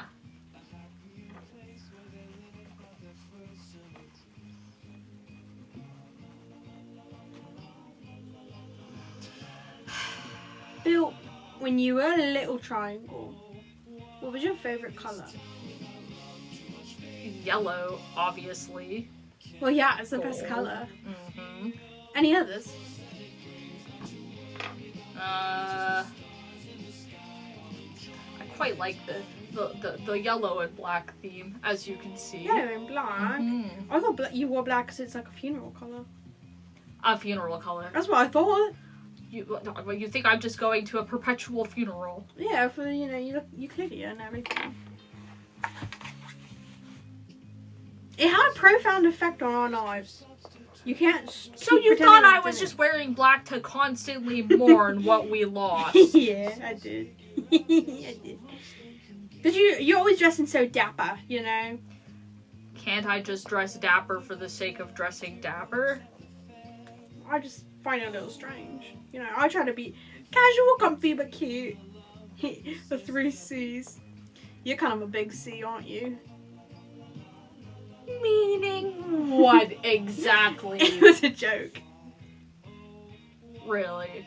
I'm really? sorry. I shouldn't be making really? a joke right now. Yeah. I thought we were supposed to be being nice to each other. I keep forgetting, I'm sorry. But I think we're on the right track. Can't a guy just look, can't a triangle just look dapper for the sake of looking dapper? I suppose. Plus, the hat works great for storage. Mum's in there. I guess so. Steve, what do you think you would be doing right now if our lives were different? If our lives were different, like not in the third person, or do you just mean like different? Different. If you hadn't started that fire while making one of your lattes and there was minor casualties instead of a lot of casualties in Euclidia.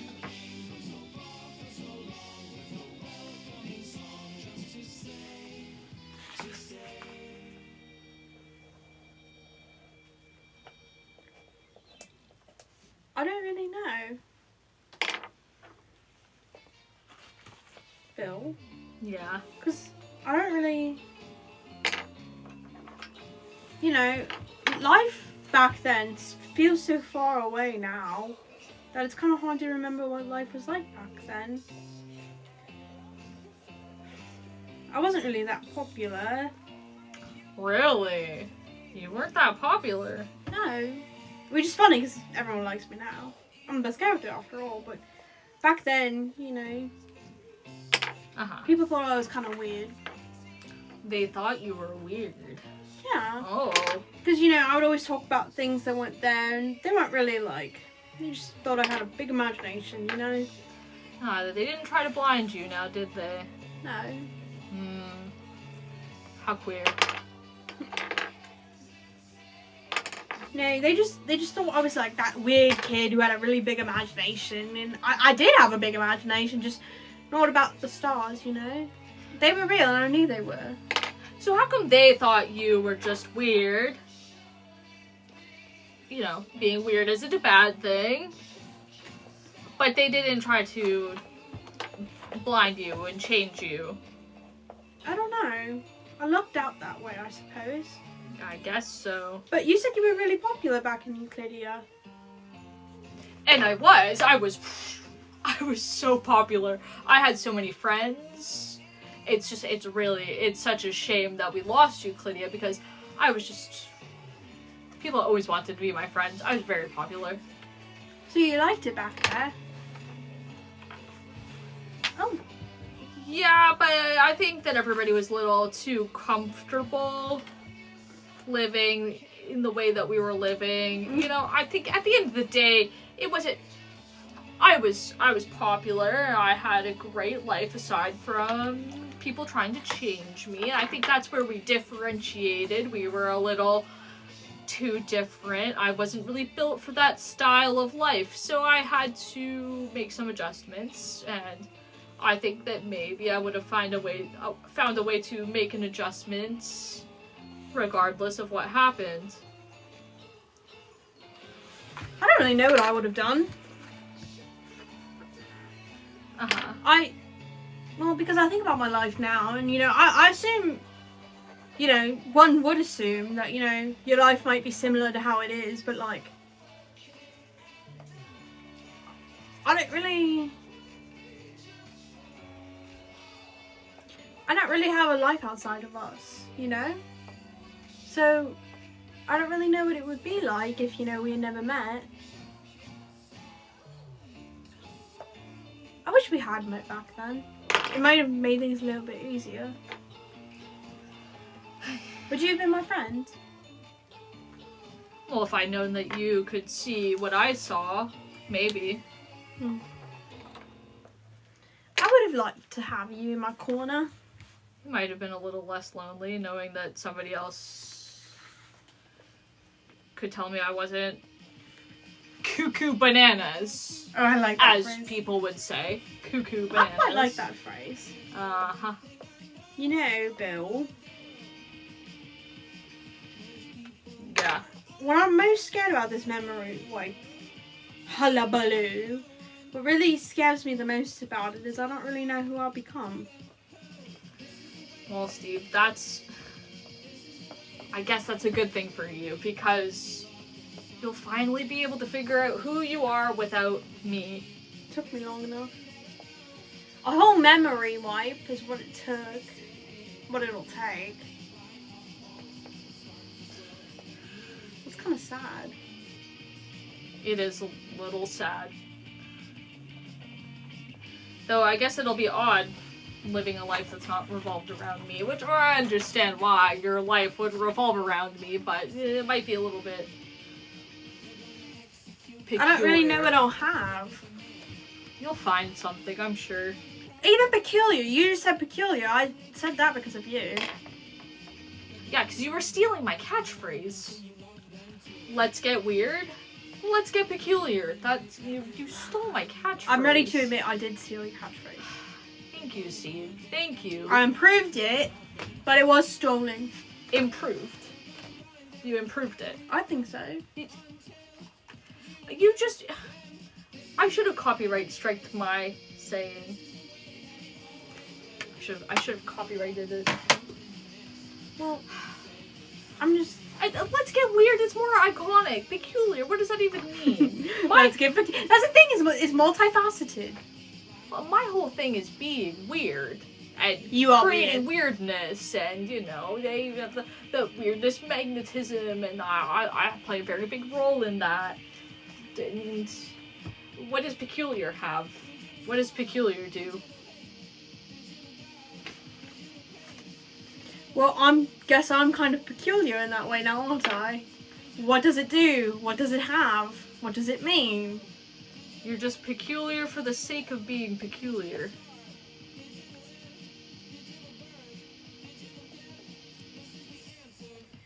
I don't really know what I'll have, Bill. You're gonna lose, you know, the family you've built. You're gonna lose Fawzi and the shack and your job and everything. And that's horrible, and I feel really bad for you, but at least you've got your personality. You had a life before them, and you can make a new life without them. But I don't really know how I'm going to make a life without you.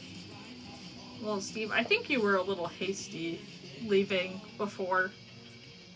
You know, just because 4D was ignoring your group chat. Why did that happen? He didn't know about it. How was I supposed to know that he didn't know about it? You could have told him. Well, I thought that he knew. I thought maybe there was something going on between you guys, maybe. Honestly.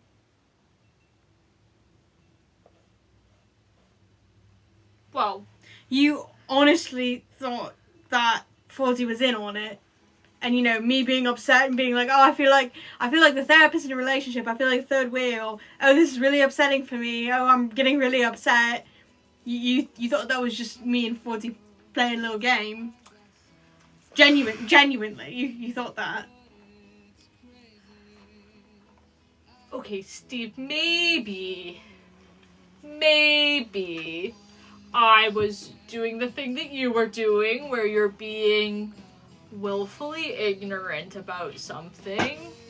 Maybe I was a little bit aware, and maybe I was being a little bit selfish.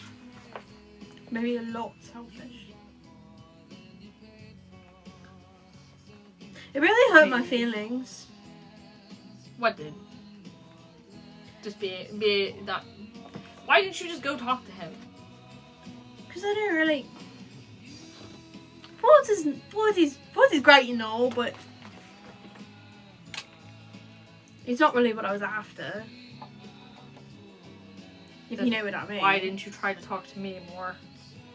Because you were always busy with Ford. I would try to talk to you and you'd be like, oh, I can't hang out today. I can't go to the cafe today. I'm busy with Ford. I'm helping Ford out. And you're helping him a lot. All kinds of things. Is that a dig at the Only Falls? Yeah, it's a freckle inspection dig. A freckle inspection. Really? Uh-huh. All I'm saying is, you know, you can't really deny that you were out, you know, porking it with Ford. Meanwhile, I was alone and going kind of crazy and cuckoo bananas and, you know, having a really not great time. Because the thing is, Phil, how did it feel when Weird Miss failed? Weird Mageddon, sorry. Weird Miss. Weird Miss was not a fail. It was great. Weird Mageddon. How was Weird Mageddon when Weird Mageddon failed? How'd that feel? It didn't feel good, Steve. It didn't. When Weird Mageddon failed, I was just peachy. I was having a great time. Well, how long had you been wanting Weird Mageddon to happen? I'd been waiting a very long time. Very long time. Yeah. How long? A very, very long time. Well, I have been waiting for you to admit that you were my friend or something more, or even give me the slightest bit of positive attention, for longer than that. And then as soon as I got it, it failed really quickly. So if you were so upset about Weird Mageddon failing, think about how upset I was that we were failing. But you didn't really take that into consideration. You didn't really take into consideration how I might feel. You know, because, well, Steve, you know, he is just Steve. He kind of just does whatever, you know. He puts up with whatever. He'll be there. And then as soon as I stood up for myself, and I was like, Bill, I can't deal with this. This is really hurting me. I can't do this anymore. You started taking digs at me, being like, oh, Steve, well, where are you possibly going to go? Nobody likes you. Where are you going to go? You don't have anything. And, you know, you were right. I didn't have anything and I didn't have anyone, but you didn't have to say it the way you said it. Well, you were pushing me. Sometimes when you push people, they say things that are a little mean. How many times did you push me? And then I'd make an offhand remark about Euclidia or something else that you did, and then you would attack me and use it as a reason to hate me even more. Because God forbid I have some emotion. God forbid I retaliate or anything like that. No, I just need to be a little doormat. Steve, I think it's the way that you were doing it. I think it's the way. Maybe we both could have handled things better. I think we could have. It's a little too late for that now. But maybe I could have been a little bit more understanding of your situation. And maybe you could have been a little bit more understanding of my situation as well. Your situation that you just wanted to not talk to me and go talk to Ford. Well, the situation that you were being a little overbearing and a little overwhelming. And, you know, I did feel bad for you, Steve. I did feel bad. And, you know, maybe I was a little bit... Maybe it was a little bit endearing how invested you were in my life. And maybe it wasn't completely untrue, a lot of the things that I said. But I think that maybe, you know, it was really exciting getting back with 4D and stuff, and maybe that got to my head a little bit.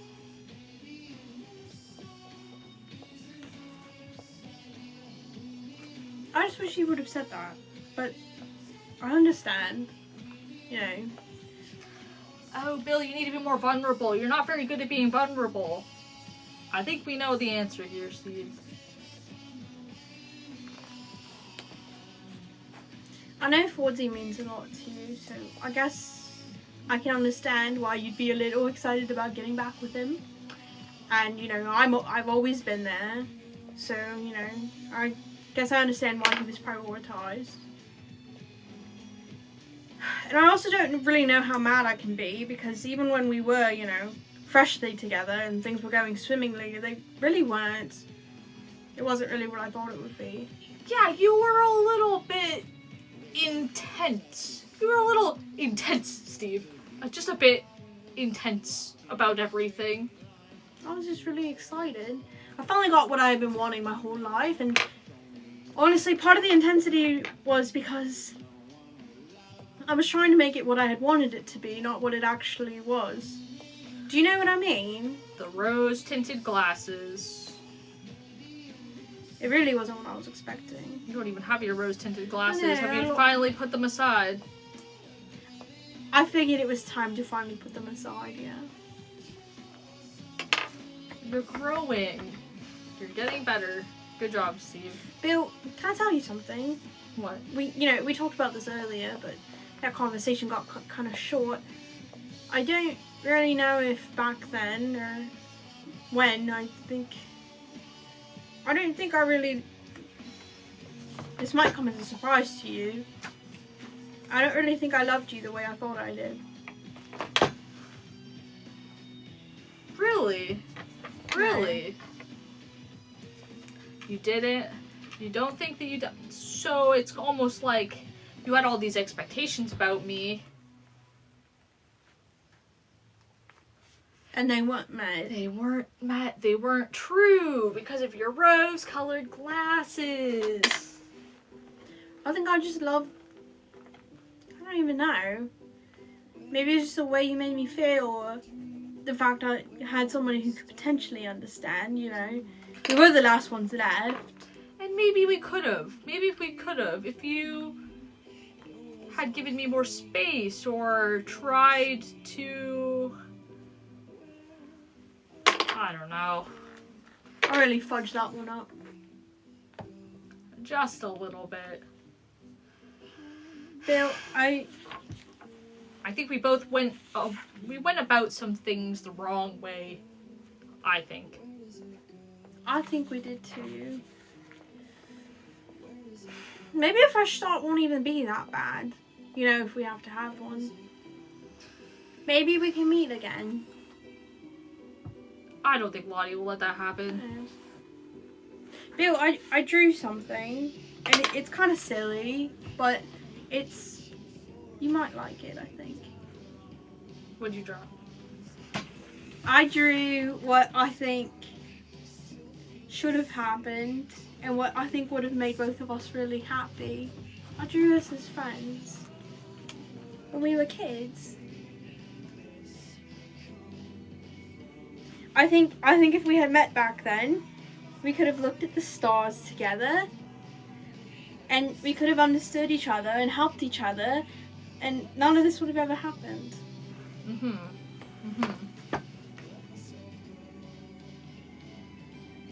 How do you know what shoes I wear? How did you know what shoes I wore as a kid? I saw your little baby photos in the book of Bill. Oh. You read my book. I did. Of course you did. Of course you did. Because it was just so good.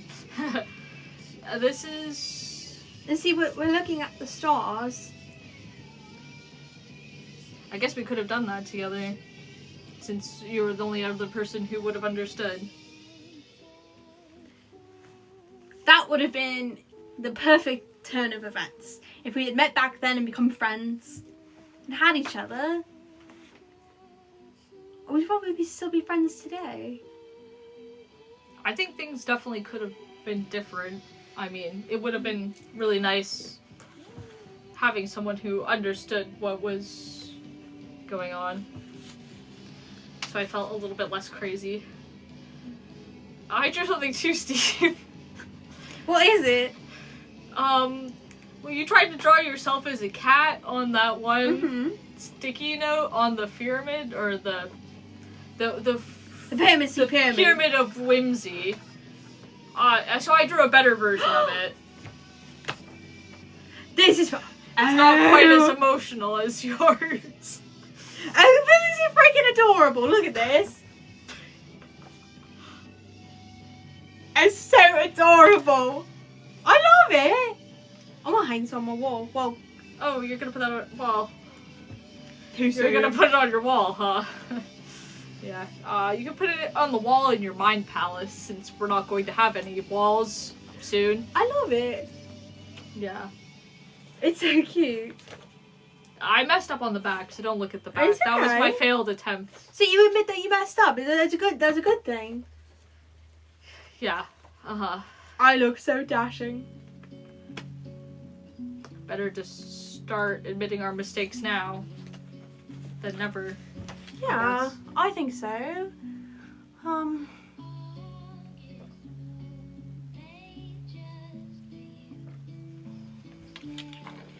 Bill, I think that, you know, I'm starting to maybe understand why we weren't really friends. Really? Maybe, you know, I was a little overbearing, like you said. And maybe the whole, I'm going to follow your every move and obsess over you and never leave you alone and never leave your side and you're never going to have a moment of peace. You know, maybe that was kind of overkill. Yeah, you can see why that was kind of a lot, especially when you were kind of like a constant reminder of every mistake I've ever made, haunting me like a little ghost. You're like in my little shadow. And I never thought of it that way, because for me, the reason I like to cling around you so much is because, well, you reminded me of home, and it was really nice to see you and be reminded of everything that I loved, and it was just a nice little reminder that, you know, of the way things were. And that's why I liked being around you so much, I think, especially at the start. And then it just kind of became this whole, well, I have nothing else to do, I've nowhere else to go, I have no one else to follow. And that's how we're different, Steve. You wanted a reminder of home. I did. I didn't. I think that it would have been better to distance ourselves from... So I wanted to distance myself from the situation. Because everyone hated you, it was mad at you, and you hated yourself, because, you know... Guilty. But you're not actually guilty, like you shouldn't be, because you didn't mean to, you just wanted everyone to see the stars. That's really sweet, that's really commendable. You know, I know it didn't, you know, go the way you planned at all, but that's the thing, is you were trying to do a nice thing for people. I think at this point, we can't absolve me of any guilt. I think that at this point, it's foolish to say that I'm not guilty for it. like how it'd be guilty to say that, or it would be not great to say that you were also not guilty, because even though we had bad intention or good intentions, something bad still happened. And then we didn't really talk about it, and we didn't really process it, and we just kind of shifted blame. I didn't see the point in talking about it. What happened happened. But it actually affected you. And that's why I decided to own it instead. That's why, if everybody wanted me to be a monster, I can be a monster, if that's what everybody wanted. I don't think anybody wanted you to be one. I think you just kind of called yourself that, and you were like, oh, I did it, I liberated them, I did it, and then everyone was like, wow, that guy's kind of crazy. I feel like maybe your guilt was manifesting in ways you didn't really understand.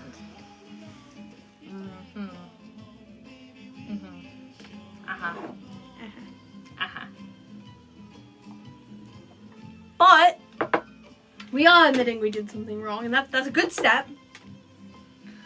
Lottie's just, we can beg Lottie for forgiveness now that we've admitted to all of our flaws. We've admitted to all of them. Well, it's not our fault we have a little too many flaws, apparently. Yeah, we do. Bill, sometimes I was mean to you on purpose. I need to get that off my chest. What? Really, Steve? I had no idea. Oh. But you don't have to be mean about it. You were mean to me on purpose. But do you see why I would have done that? Do you see why I would have done that? Because you were always down. You were always looking down on me and being rude to me and being like, "Get away, Steve." So maybe, yeah, I was rude to you on purpose sometimes. I'm just saying, Steve, it's not really a shocker to me. Well, I just wanted to admit that I had a problem and admit that I did something wrong. Thank you for admitting that you were purposefully being mean and trying to throw me under the bus sometimes. But could you understand why I did it?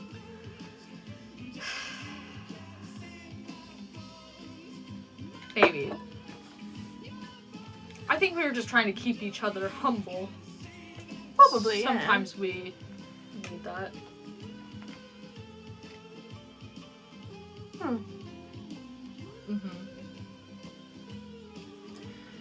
Well, we don't have much longer now.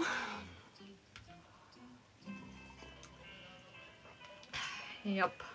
How much time do we have left before Lottie comes in and ruins everything for us? It's only like an hour. Yeah, we don't really have much an hour time. to fix all our problems. An hour to work through them all. Billions of years of problems. I don't think it's quite as doable, but we could try. We could try. Yeah, we can keep trying. There's nothing else we can do. I didn't say it. I know you were thinking about it though. I was, but I didn't say it. The even plan is off the table. Ours was okay. Little Pups. There's no. What did you just say? What? What did you? Oh, I put my lip gloss on.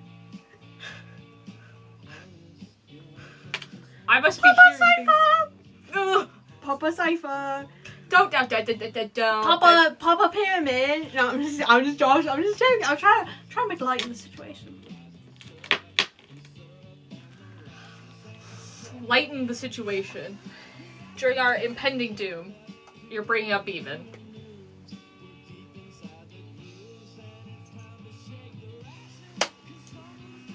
Well, you know. I commend you, Steve. I commend you for trying to be some comic relief with this beefing plan. I am pretty funny. Yeah. And you know what? I get it. You weren't serious with the beefing plan. I get it now. I don't know why I was taking you so seriously and getting so mad about it. There's no way it was ever serious.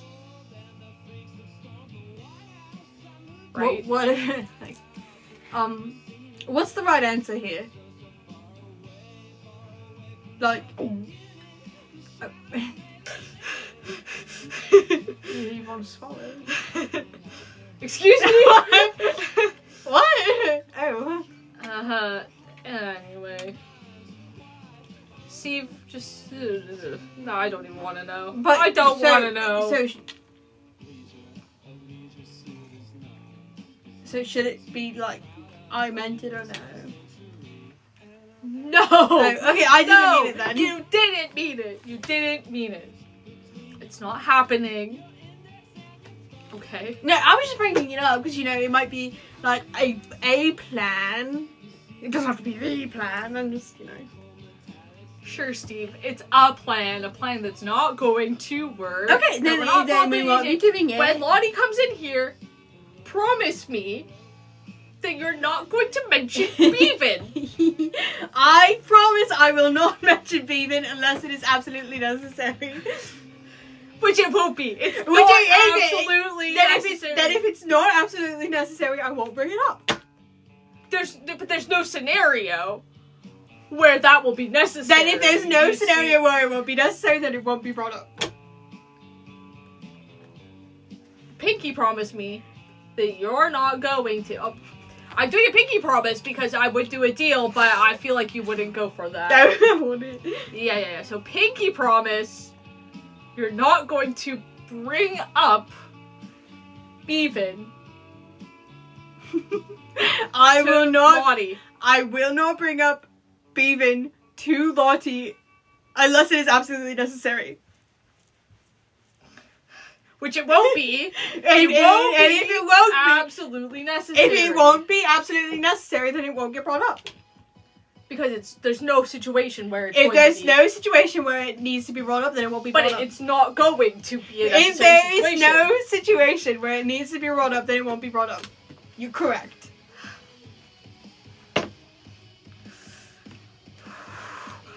Steve, if we're going to go out... Yes. Out. We're going to get our memories wiped. Uh-huh. We're going out in style and with dignity. Uh-huh. I don't think bringing up the Bevan plan is with dignity or with style. So in that situation, if we are having impending doom, there, you know what? I'll just leave it to the dogs. What dogs? There's no dogs. What dogs are you talking about? We're the dogs, and we're gonna get our pups if we need to. But there will not be a situation. There will not be a situation where it's necessary. There is not a situation. Don't ever say that again. There's not a situation where it's necessary. So maybe we should just be quiet. Maybe we should just. You want to spend our last hour in silence?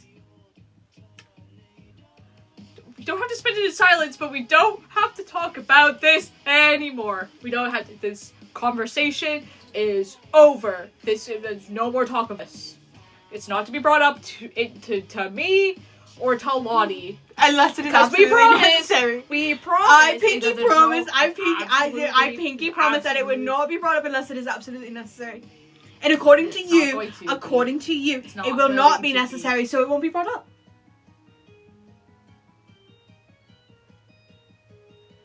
Is this how you convince people into your multi-level marketing your multi-level marketing No, it was a lot easier than that. Scheme, No. Because I feel like you're using some of the tricky language that I use when I'm trying to trick people into making a deal. I don't think so. What? No. I'll see how it's relevant. You keep bringing up the fact that I tried to find love in Fiddlefoot McGucket, and you seem really upset about it. You want to talk about that? You lowered your standards down from me to a hillbilly? It's not insulting to you. That is insulting to me. Be insulted then. Sorry, that wasn't very nice. I thought this last hour was about us getting... You're right, and I'm sorry. I didn't look at his freckles. You didn't look at his freckles. Yeah, I asked and he said no. Were you guys even actually, like, together at all?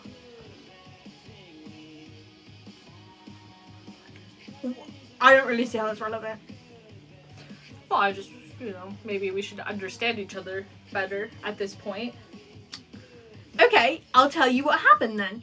After I was very rudely told that I had no one and I had no one to go to and that I had nowhere to go, I decided to go to the past and meet up with, because, Elf Man McGucket sitting in the bucket.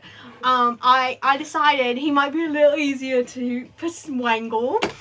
If I go to the past, don't worry about it. If I went into the past and I talked to him back then, but I kind of sort of went to the wrong universe, the wrong timeline. Yeah, it was really hard to find you, Steve. It was really hard to find you. Well, I didn't have you know how I get lost sometimes. Yeah, you do. I'm really bad with directions. Lost. So anyway, I went to the wrong timeline and he was kind of like dating Stanley. It was a whole thing. So I went there and I was a little hard on the cell, because I was very distraught after our breakup. I was very distraught after our breakup, so I went. Well, you are a little overwhelming when somebody first meets you, even when people know you for a little bit. I admit, I won't go that far, but I will admit that with him I was a little determined, very determined. And it kind of put him off a bit. Stanley, doesn't he have a wife? Oh, it's a whole thing. It's a whole thing. Let me tell you, it is a whole thing. He's messier than we are. Anyway, so I was a little hard on the cell and he kind of got scared and a little turned off by it. So I kept being like, oh, I'm your new best friend. Oh, I'm your new, oh, what if we hold hands? And he didn't like that. And he was like, oh, I need to get to know someone first. And I was like, are you sure? And, it's the whole thing. And then I told Stanley, because they were a thing, and I was still trying, I was still shooting my shot. So I told Stanley to go to the store, and Bill, you're gonna love this one. So you played Homewrecker a second time? No. So what I did, I was giving him a choice. I was giving him a choice. You gave him a choice. So you're actually gonna love this one. Like, you're gonna laugh. Stanley. I know him quite well. I know him quite well. I told Stanley that Fidge really needed something from the store. And I told him to go to the store and look for... Now, hold on to your bow tie. I told him to go to the store and look for Updog. What's Updog?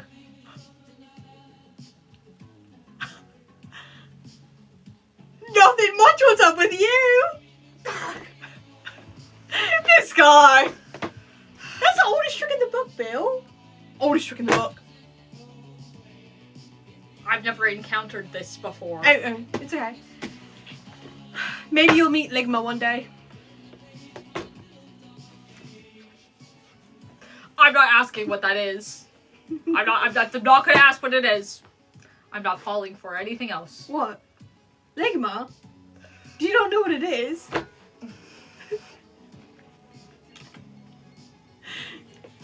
I'm not falling for it, Steve. I love Ligma and Sagandis. They're so good. Oh, Bill. They're so good. You've never met Ligma and Sagandis? Are you sure Ford doesn't know that? I bet Ford knows them. Well, I doubt that he knows what that is. I'm pretty sure me and Ford met Ligma and Sagandis, if you know what I'm saying. I don't want to know. I don't want to. You know what, Steve? I don't want to know. Sagandis.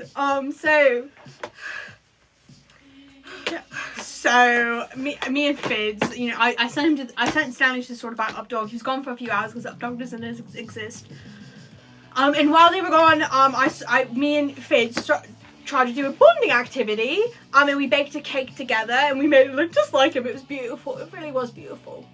And I got told off a bit.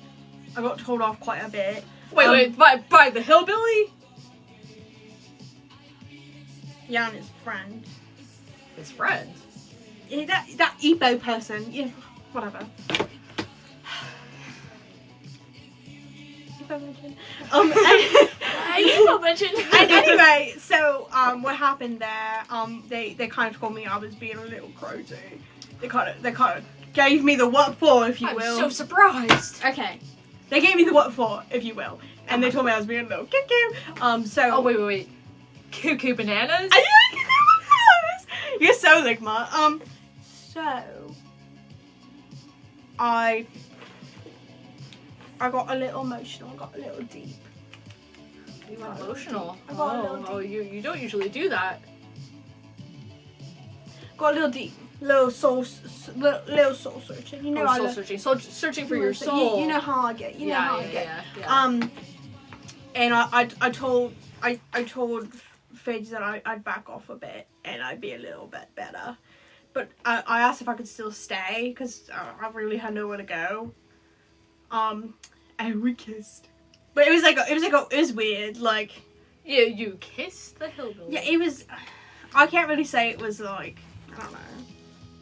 I told myself I liked it, but I was just kind of lonely. But then, you know, he gave a little that, and then, you know, whenever someone gives me something, I, you know, try to take more. You know how I am.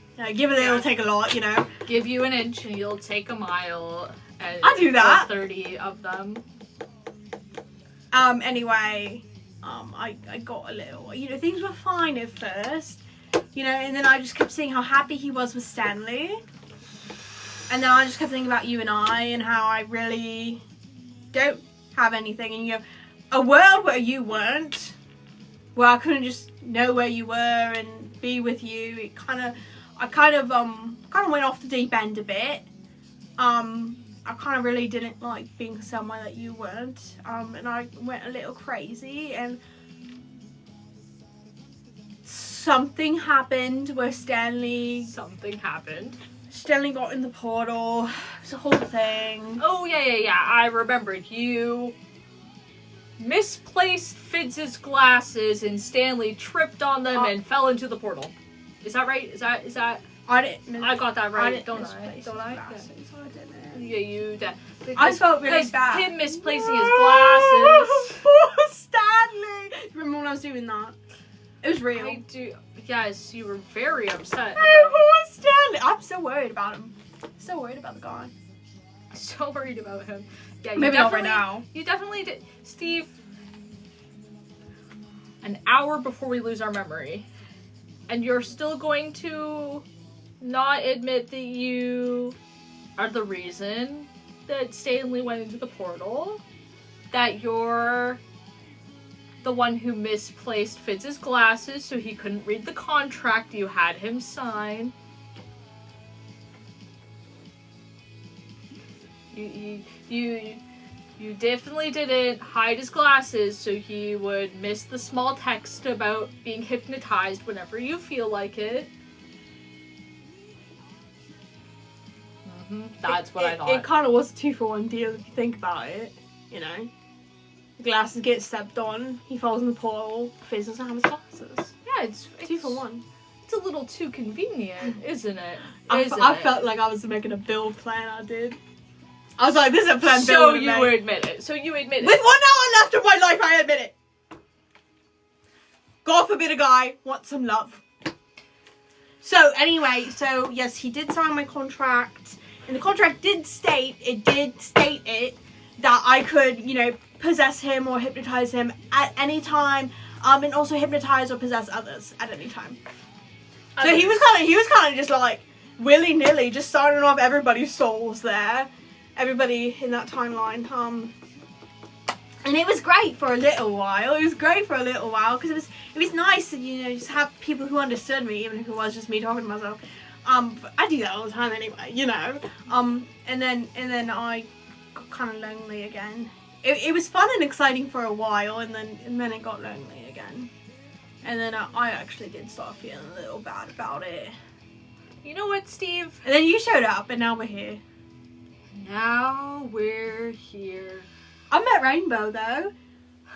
The kitty at the shack, the stray kitty. I met Rainbow. Yeah, she was here at the beginning of the stream. I remember that. Yeah. You know, Steve... She saw too much in that timeline. She was a little traumatized. She had to come here. Well, she must have done something pretty crazy to end up in the third prison. Have you seen her? She's crazy. She must not have just been a stray cat. She must have been a creature. Well, she was a stray for a reason. Perhaps it was a creature feature. That's what happens when you don't get fed enough kibble. You know what, Steve?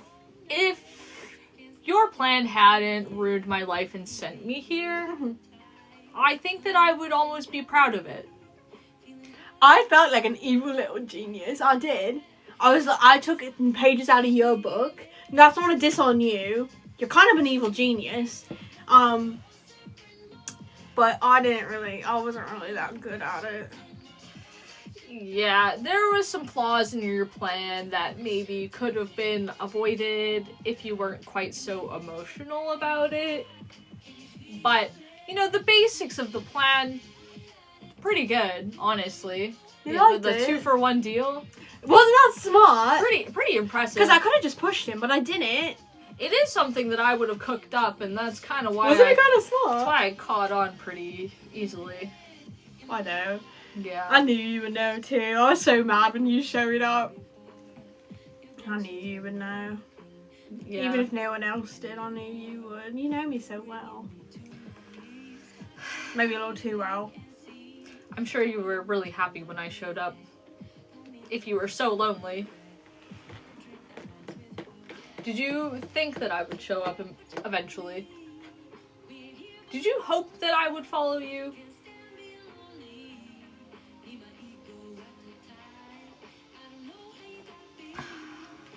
That's what I didn't know if you would or not. I didn't know how you could. I honestly thought it was a lost cause. I thought I shot myself in the foot there, but I didn't think you'd be able to. I didn't really...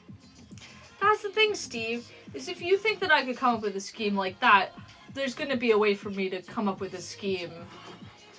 But I really was hoping things. you'd come. I was really hoping you'd follow me.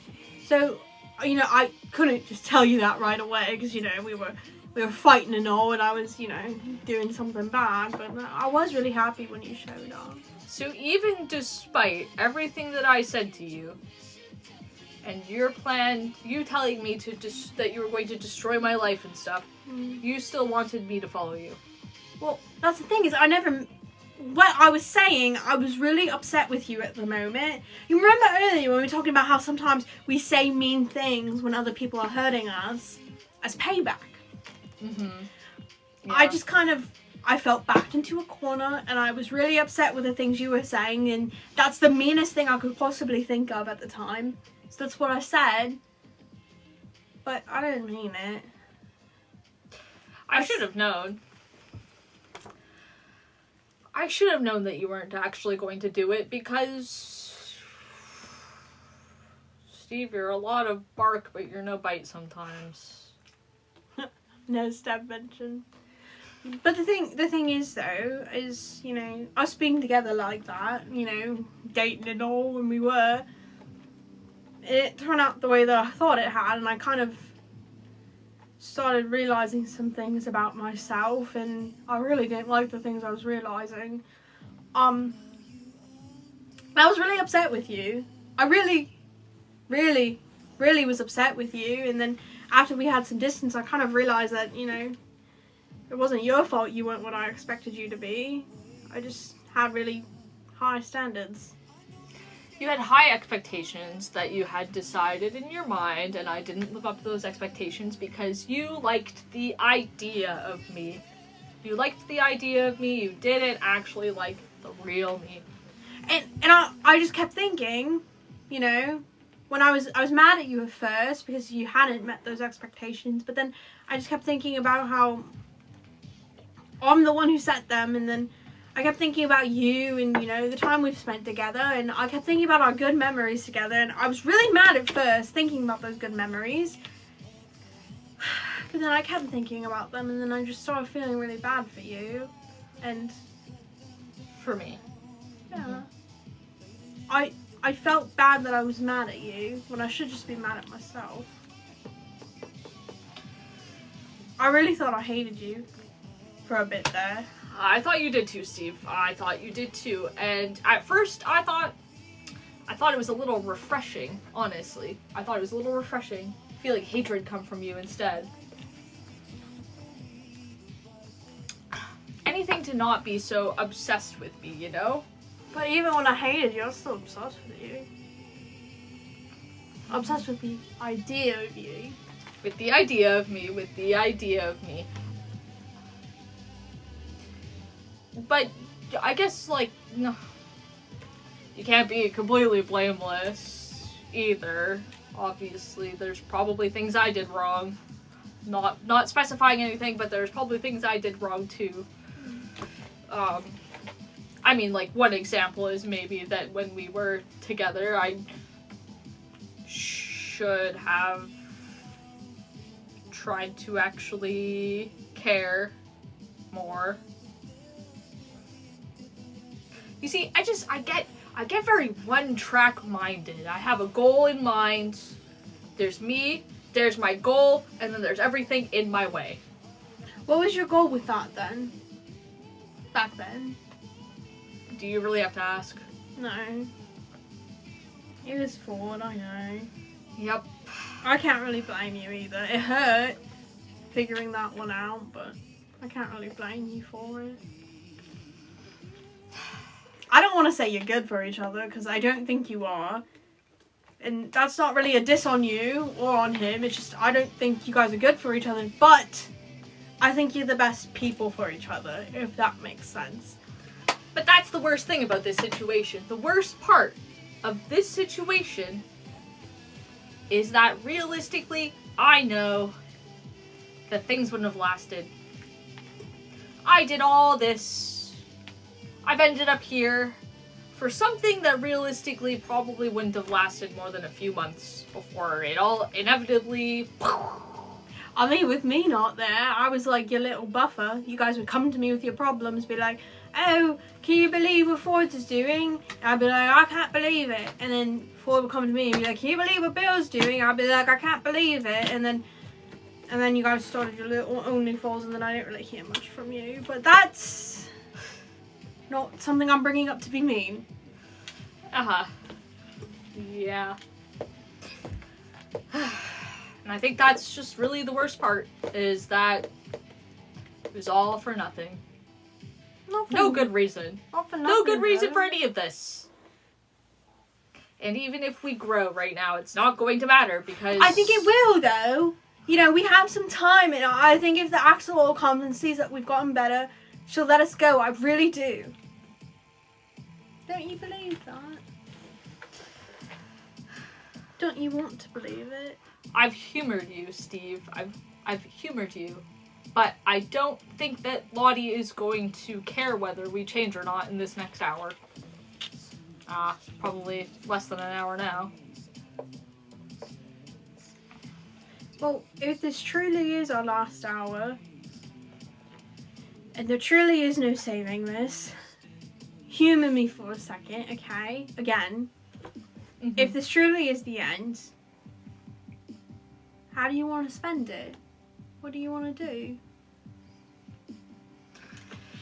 I've spent my whole life chasing what I have right now, which is you and me alone, with no interruptions, no distractions, just you and me talking, even talking about our emotions. I've wanted that for a long time, but now that it's here, circumstances kind of suck now, don't they? They sure do, and there's nothing we can do about it, and there's no point in doing anything because everything's going to end soon, so... If nothing matters, there's nothing we can do, then what should we do? What do you do in a situation where nothing is going to matter? You make some bad decisions. Bad decisions. That's been my whole life story, actually. It's been bad decisions. One bad decision. Good bad decisions, though. Good maybe. Bad decisions. Uh-huh.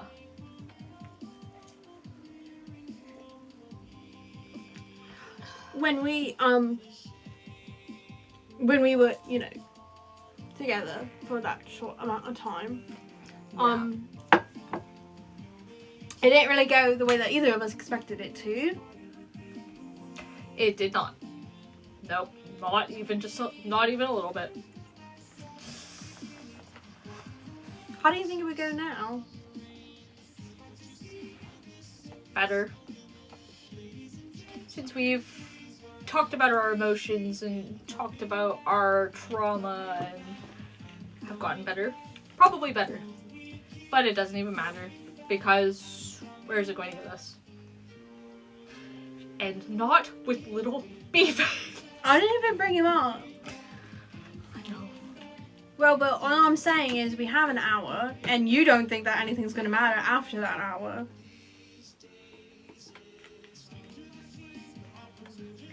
I know what we could do. Uh-huh. I have a surprise for you. I have a really big surprise for you. What is this big surprise? When we had our lockdown earlier and things were kind of all crazy, I went to the mess hall and I got you something. You got me something from the mess hall. What could that possibly be? I thought you might like this. I got us juice boxes. You got us juice boxes. You got us strawberry kiwi juice boxes. Wait. It's very kind of you, Steve. I know that tonight's dinner was tie-dye soup and we didn't really want that for our last meal. So I thought that, you know, we could just enjoy this together, something sweet. Our last thing together. Strawberry kiwi juice. No sugar added. We're going to be healthy in our last time together. Healthy? Us? That's a first. Yeah, you drinking something that's not a butterscotch latte? It's crazy, right? Sorry, kitty temp butterscotch latte. So you know so much about me. Everything I've learned against my will. But maybe in another world, in another life, it wouldn't have been against our will. We could have taught each other how to tie our shoes. I didn't know how to tie my shoes when I was a kid. Me either. I had the Velcro. Now I don't even wear shoes. You know what else we could have done? We could have watched the stars together and looked up at them. We could. We could have. And we could have looked up at them and thought to ourselves, this is something special just for us. We're the only ones who can see them. And it's like a little secret between you and me. We'd have someone to talk about them with. Someone who believed us. And they'd be beautiful. Because they were beautiful, weren't they? Something special that only we would have had. That sounds almost romantic. It doesn't have to be that way. I don't want you to think that I'm just pressuring you into things like I always have. You know, I've been really unfair to you our whole lives. And I feel like I at least owe it to you to be a little more understanding now. Better late than never, right? Right. And I'm sorry for not giving you more of a chance or listening to you as much as I maybe should have.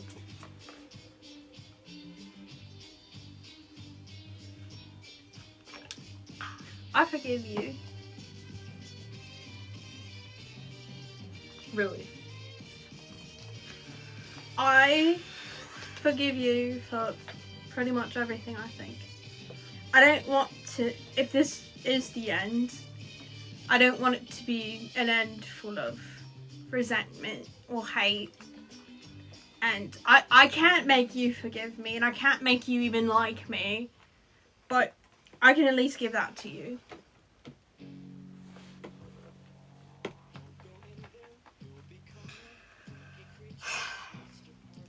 I accept your apology. Thank you. I forgive you. There's no point in being upset until the very end. Maybe I do understand your perspective a little bit more than I understood it before. And you also understand my perspective a little bit more. But maybe I shouldn't have been so cruel to you. So I'm sorry. I'm sorry too. I'm sorry we ended up here, and I'm sorry for everything that came before. Well, even if you're the one who instigated this situation that got us here, who mostly got us here, you only ever did this because of me. So basically, I really chuzzed this one up. A little chuzzball. Like a little chuzzball. Really ligma of you.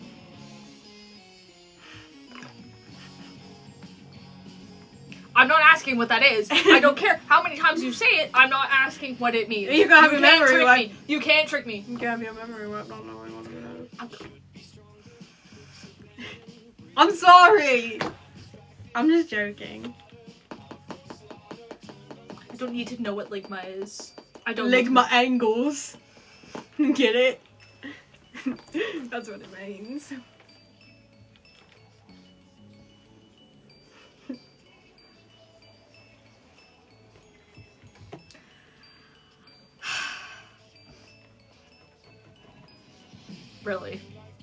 Really? We have so little time together left, and you're using it to make silly little haha jokes. I'm trying to make you laugh. I like when you laugh. It's cute. You're playing a trick on me, though. I guess it's a taste of my own medicine for once. You didn't fall for it, though. That's true. But I did say it, and you immediately followed it up with, yeah. Ligma angles.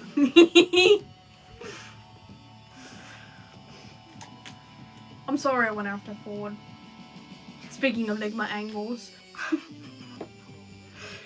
How are those two relevant? I don't even. I'm sure you. I don't want to know. I don't want to know. Actually, it was quite weird of you. The bad kind of weird, not the good kind of weird. Just to clarify, I knew it was a little odd. Well, a little peculiar, even. I knew that he meant a lot to you, and when he started coming to me to talk to me about you, I entertained it for a bit too long, and then I thought I ended up like, he started using me, and, you know, I knew it was a rebound. I knew that he just wanted to feel something, or make you feel something, or whatever, and I let it happen. I entertained it, and then I thought that I actually liked him, and you two seemed, I thought, you two seemed genuinely happy together. I thought it was, I told myself it was a rebound, but it looked a little too, and it made me mad. I think I was just mostly happy about, you know, the attention you were giving me because of it. I think that's what I liked the most. It was nice having attention for once from someone other than you, but it didn't really feel the same. I just mostly liked that, you know, you were giving me attention. Even if it was in a weird way. Mm-hmm. It was wrong of me. I knew how much he meant to you, and it was wrong of me to do, and I knew it would hurt your feelings, and I'm sorry that I did it. While we're apologizing for things. It was messed up, but I forgive you.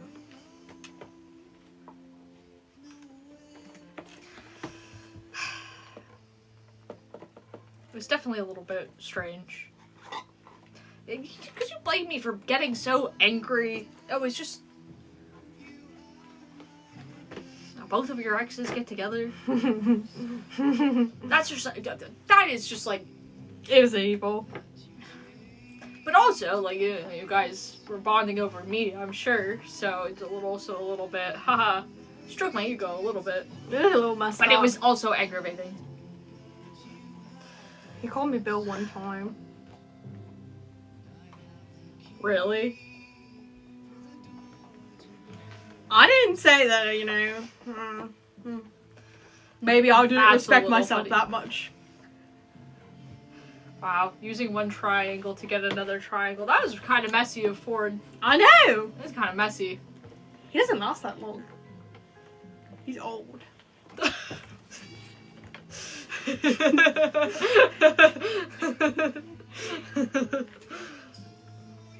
He talked about you a lot.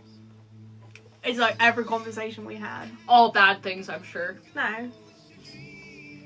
Thank you for the rose. He felt comfortable with me. Or the idea of what I could be. You know, he's a little therapist. Someone... Because, you know, you didn't really have anybody who knew you. Besides McGucket. Which, McGucket didn't really like you. Me and the hillbilly, we had mad beef. He was my biggest op. I've heard. Let's stop the portal! Enter this little piece of paper I wrote you. Let's stop the portal. Bad boy. Basically, he deserved losing his memory. Basically, everything that happened to him, he deserved it. This is what he gets for trying to mess with me. I'll get that. I don't feel so bad about scarring him. Oh, that's me. Oopsie, my head went into the portal. Oh. Your exoskeleton is out. Bill, you do that thing where you're trying to I don't even do that. Are you trying to look all big and scary? Really? Well, I did look big and scary, and that's why the hillbilly is a Okay, little messed up. I'm just going to pass over what you just said and just ignore that. No, because, you know, Ford, the thing is, I knew you very well, and he knew you very well, and he liked having someone to talk about you with, and, you know, initially it was all bad things. Initially, it was him venting and complaining about things and telling me things you had done, but then... That's to be expected. Eventually, it just got to him being like, oh, I don't know why I love him. I don't know why I want to spend more time with him. I don't know why I'll keep him in my life, you know, and then he would talk about, you know, your younger years and things like that, and it was endearing. And I guess you could relate a little bit. I got a little jealous. He was so in tune with his emotions, from my perspective. In tune with his emotions. More than me! Fordsy, in tune with his emotions. It is kind of silly, isn't it? You're really funny.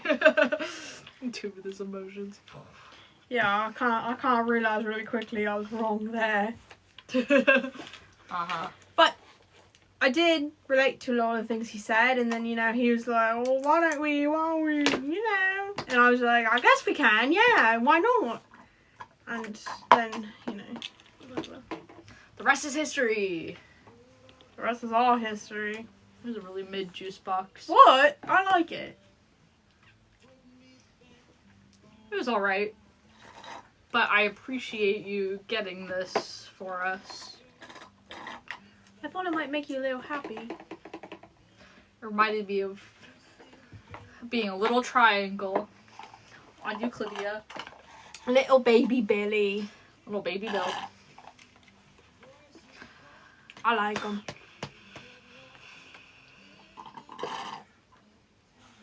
I think we really could have been friends, maybe. You know, as popular as I was, I didn't really need friends, but like... You would make room for me. For someone who understood what I was seeing. I don't think I would have believed you at first, though. Did Fiddleford deserve to lose his memory? Yes, no, kinda. I only care about Fiddlewoman.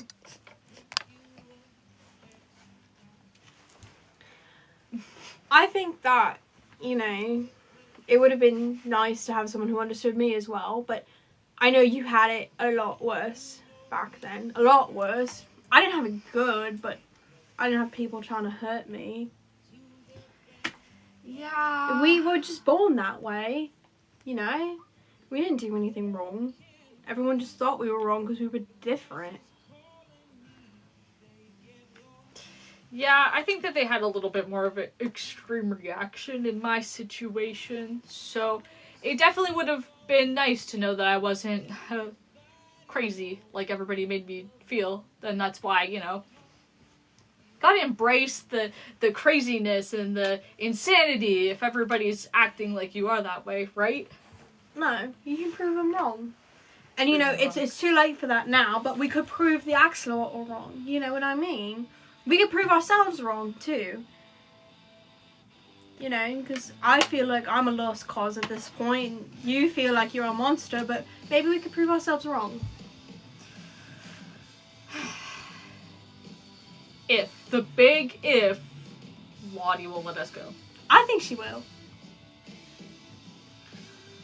Maybe. Maybe. The smallest, teensy, tiniest bit of hope. I really wish this could have happened. We could have watched the stars together. Did you ever see the constellations? I didn't know about them until after Euclidia fell. Oh, there was one named after me. Was there? Mm-hmm. I didn't even know that. Yeah. Fordsy wrote about it in his little diaries. Fordy's diary. Yeah. I think... I don't like that he called them journals. They were diaries. He knew what they are. They're diaries. Like this. This is the diary. This isn't a diary. As a journal. This is my life story. It's in this book. It's my plans, my affirmations, like, you know. It's not a diary. Okay. There would be daily entries in it if it was a diary. It's not a diary. Sometimes I do light writing every day. It's not a diary though. It's good to be in tune with your emotions. I'll admit, yes, I was going to Sadly's, but no, this is not a diary. Okay.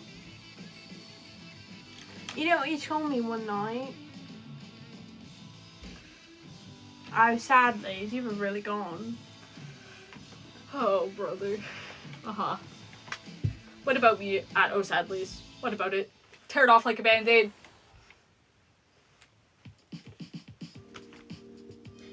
You told me you just want to be loved. And isn't that just what you wanted as well? Yeah, but it was weird hearing it from you. Well, I think maybe I was a little caught up in my emotions because there's more than that I want. I want world domination. Why do you want world domination? So people like and love you? So that I don't have to live by other people's rules and I can make my own. You know, people always judge me for all these things. People are like, oh no, Bill, don't do that, don't do that. You can't tell me not to do things if I'm the one making the rules. Okay.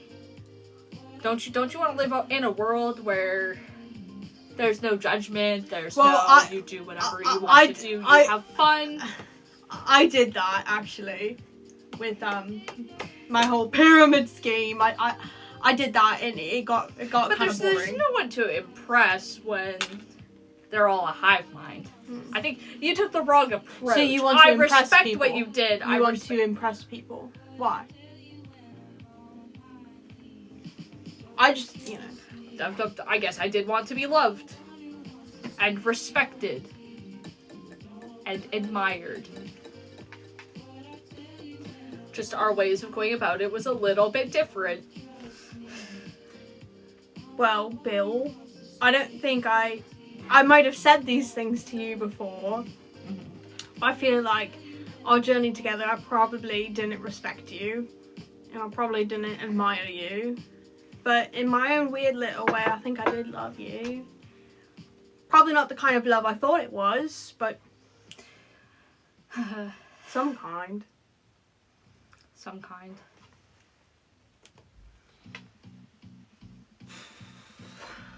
I mean, I guess it's better to be loved in some way than not at all. Even if it was a bit misguided.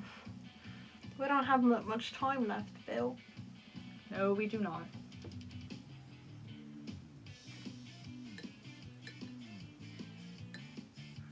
We didn't really figure out all of our issues, did we? I don't think that we ever would. Let's be honest here. Let's think about this rationally. I think no matter what, there always would have been some turbulence when it comes to us. Well, it's kind of like that. Clash heads a lot. I will say though, and I mean this genuinely, it's been really nice just being able to talk to you. You know, not having to put on the whole act of being like, Bill, I'm your best friend. I'm your best friend, Bill. We're best friends. And I knew it wasn't real. I just thought maybe if I said it enough, maybe one day you'd believe it. I don't think I've ever had a best friend. Do you want one? In our last time together here, do you want one? I don't really want to die alone. Sure, Steve. In our last 20 minutes together, we can be best friends.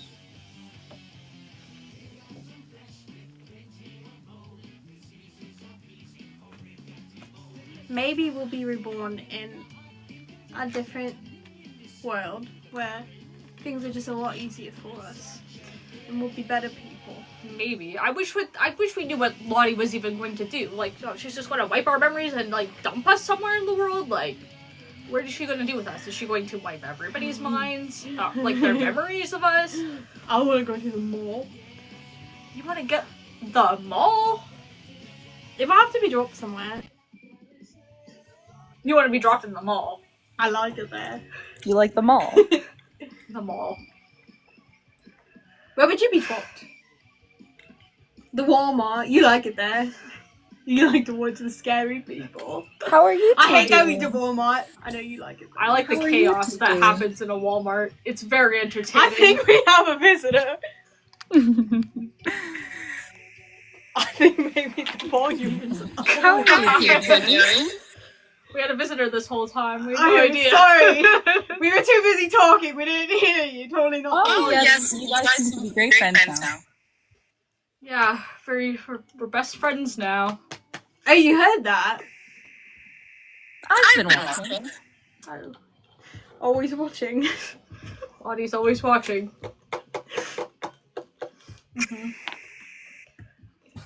Well, Lottie, what you don't know is that in my heart, I know that things are on the right path. Because you can observe us, but you can't observe what's in my heart. And in my heart, I think we're on the right path.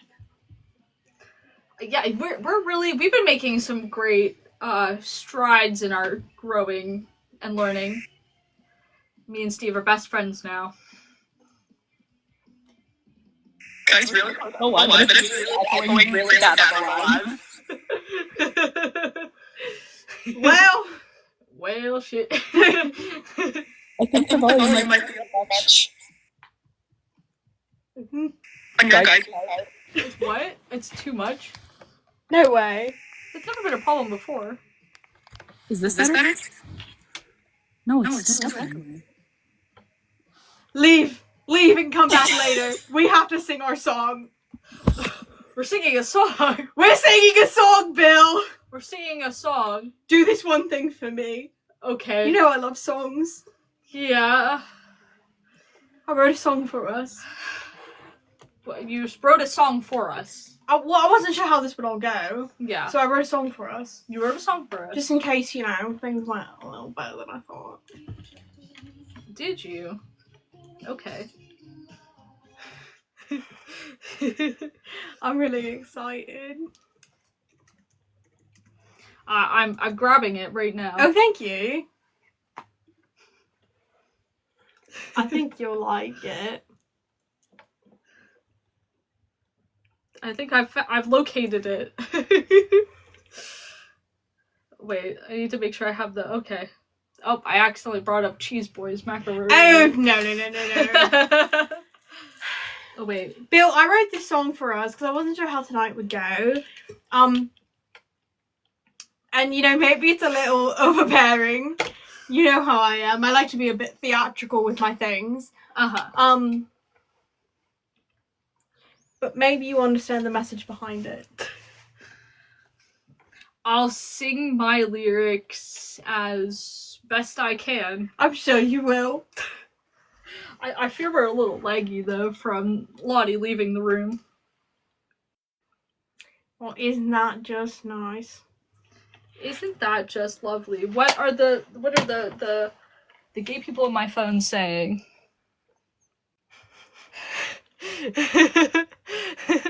Oh, there's no lag for some of you? Okay. This always happens when somebody leaves. Somebody leaves, and then we have like the worst lag ever. I fear that there's a melon hair on my nose. There was in fact a melon hair on my nose. Oh. It was tickling my little nose. Rainbow. Rainbow. Alright. I'm so ready. I need to make the text a little bit of a different size so I can read it. I'm a little bit more blind than usual today. Did I take that already? You did. I did, okay. Sorry, I'm just a little nervous to sing this. You should be a little nervous. It's how I really feel. Okay.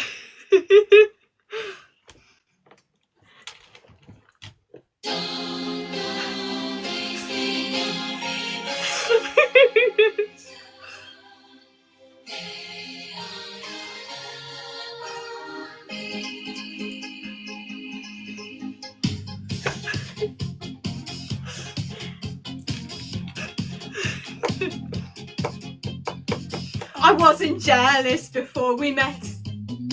Now every man that I see is a potential threat.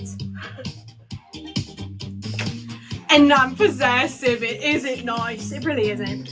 Drinking my latte is not even kitty tempered over ice. But now it isn't true. Now everything is new. We're working through our problems. And all I've learned is overturned. I beg of you. Don't go wasting your emotions. Lay all your love on me. On you? Oh, I quite like this song so far. Didn't think I would ever give a fuck. A little impending doom, memory wipe, and baby, I was stuck. Stop. I don't know what you've done to me. Bill! A grown-up triangle should never fall so easily. You falling? I feel kind of fear when I don't have you near. I'm right here, Bill! Unsatisfied, I skip my pride. I beg you, dear. Don't go wasting your emotion. Lay all your love on me. Don't go sharing your devotion with body. Lay all your love on me. So I'm so nervous.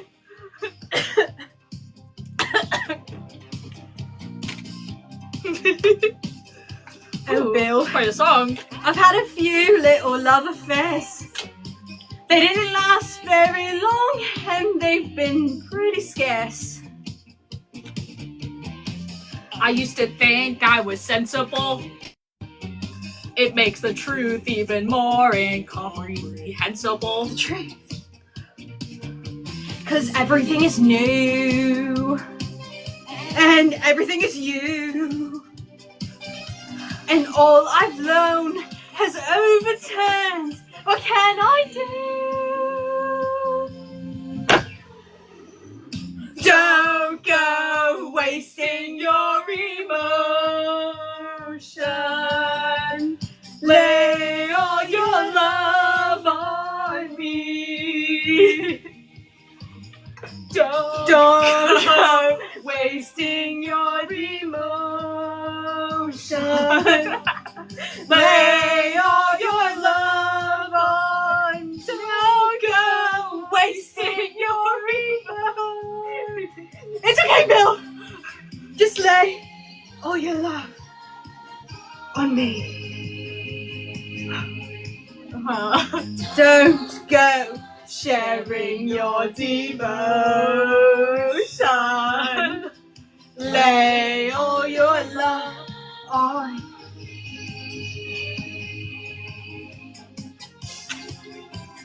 Well, that was awkward. That was a well, we performed that quite well.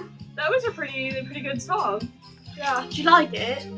Yeah. I just, it was maybe not quite fitting for the moment, but yeah. Well, you want to make a new moment? A new moment. Together. As best friends. Best friends. Mm-hmm.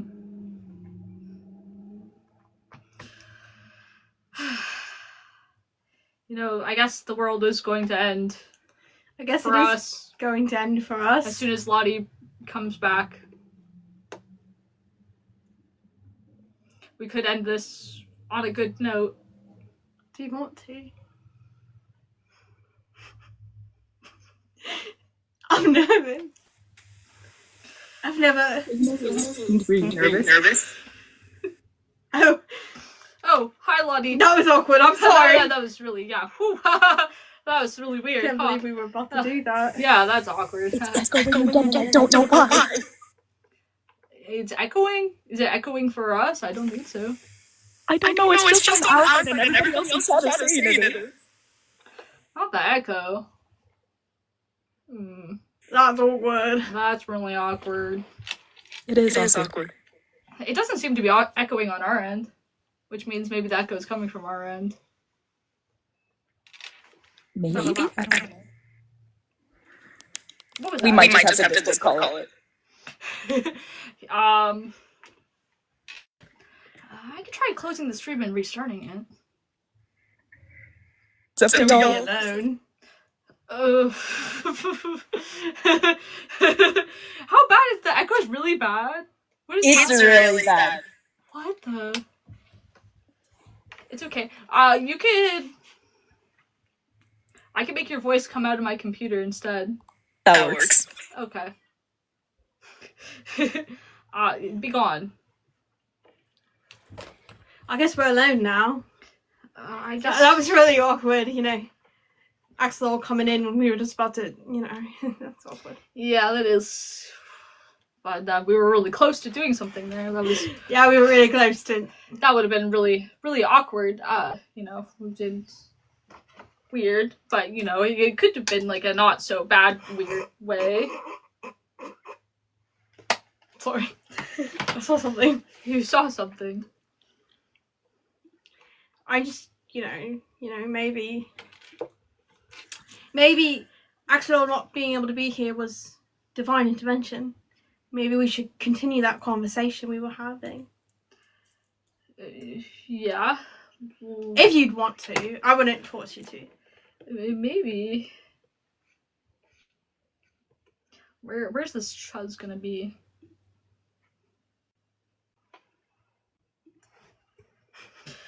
I mean, we could maybe. Maybe what? We're about to walk into our doom. That's true, we are about to walk into our doom.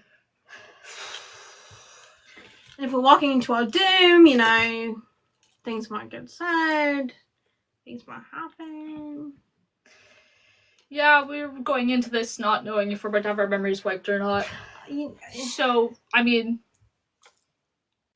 Lay all your love on me. Those lyrics were moment ruined. Come on. But I'm sorry. I thought corny. Corny. Do you think it would have been corny if we could watch the stars together? Yes, it would have been, but I mean, it would have been kind of sweet. I guess. You're kind of the king of corny. I thought you would have liked it. I'm the king of corny. Really. It's endearing. Uh-huh.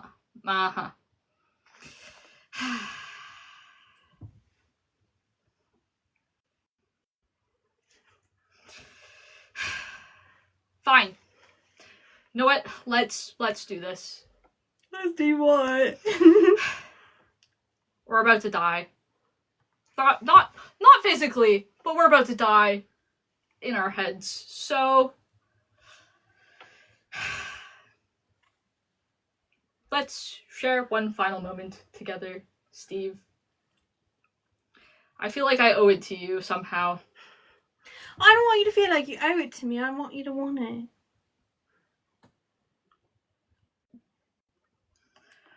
I wouldn't mind having one last sweet thing happen to me before I die. It's really quiet in here. Poor little scar. It's looking better. Well, thank you for patching it back up. It was really... You didn't have to do it. You didn't have to do it. I was, I was being kind of cruel, trying to leave you behind and stuff. Mm-hmm. So, thank you for doing that, even though you didn't have to. It looks like our time's up, Bill.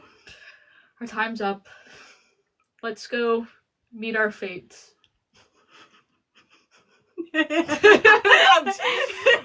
Really? Really?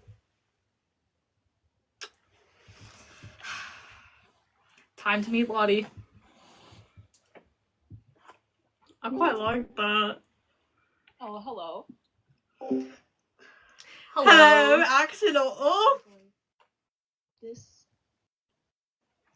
How bad is the delay gonna be if you're muted? Yeah, I don't know. Is the delay bad? Oh, it's bad. Oh! Deafen me. We got this. We got this. Well, Lottie. After we just shared that tender moment, my lips are tingling. Well, your moment was pretty sweet. I'll give you guys that. I was not expecting you guys to be friends again. We tried really hard to be better and to work on our issues. You said you were watching. I don't know how much you heard, but we've apologized to each other and we've tried really hard to work through things together. You both did, and honestly, I'm really proud of you guys. I was really not expecting this at all. You guys have went past my expectations. We did pretty good, didn't we, Bill? Yeah. We, though it really put things in perspective that, we had very limited time left and there was no point in being miserable like we usually are. So I think we've improved a lot. I mean, right before you came in here. No, you don't need to tell Lottie about that. Sorry, I won't air what happened, but I'm sure you saw. I did see your nice little friendship kiss. Yeah, that was very awkward to see. Yeah.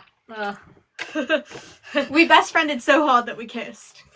Yes, that's what happened. I think a little more than best friended, if I'm going to be honest. Yeah, which, this is the start of something new, so maybe... This could be the start of something new. It feels so right to be here with you. Oh, we don't need it. We're working on our therapy.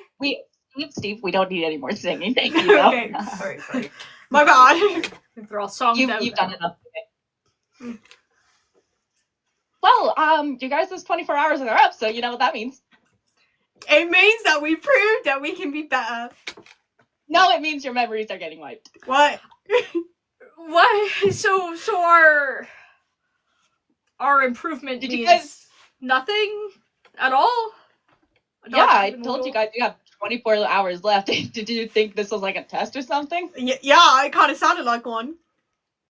No, I was just being generous and nice, Just a little time to think about yourselves before you forget yourself.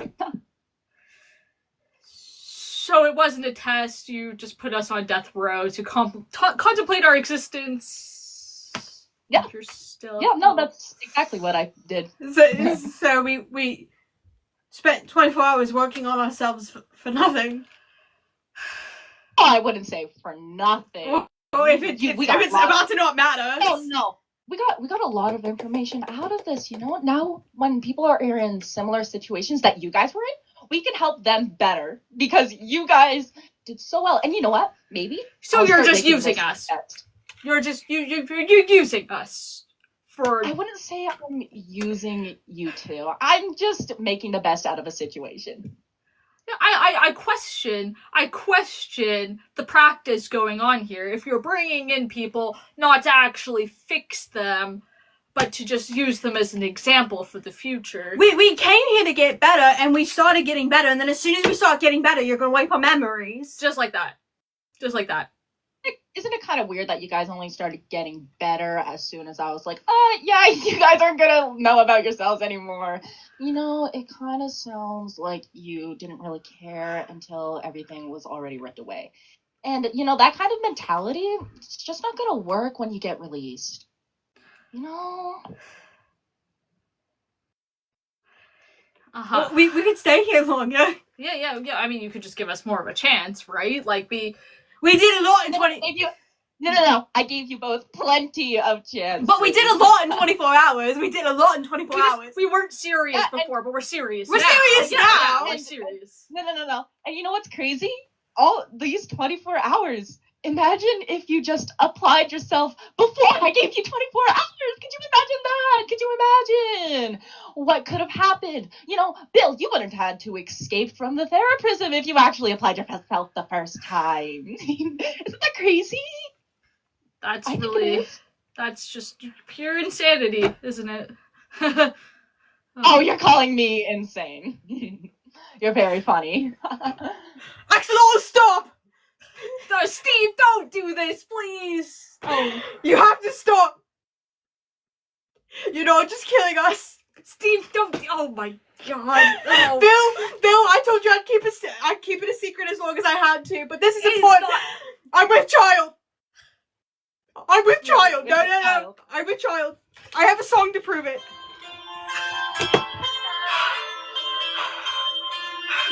I can't sing the whole one because I'm really nervous right now, but Bill wanted my touch for life, and I let him, because who knows, I became his Juno, and I got loose. We named him Beaven. Look at him, we named him Beaven. Oh, I'm cramping. Oh, the morning sickness. You can't wipe our memories because I'm with child. Is that your only reasoning? Yeah, because if I don't know who I am, then how little Beaven gonna know anything about his mom and dad? Well, you know what's great? We can just make sure you remember your child. No, because how am I gonna tell Beaven that he needs bicycle lattes? Can he tell? Well, see, it'll be even better because he's actually a kid.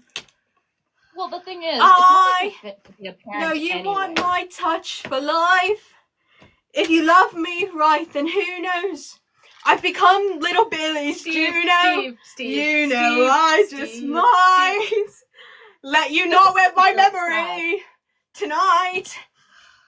Because what happened to dignity and going out? Beaven happened. Steve, I've been watching you for the past 24 hours. I've seen you plan this, Steve.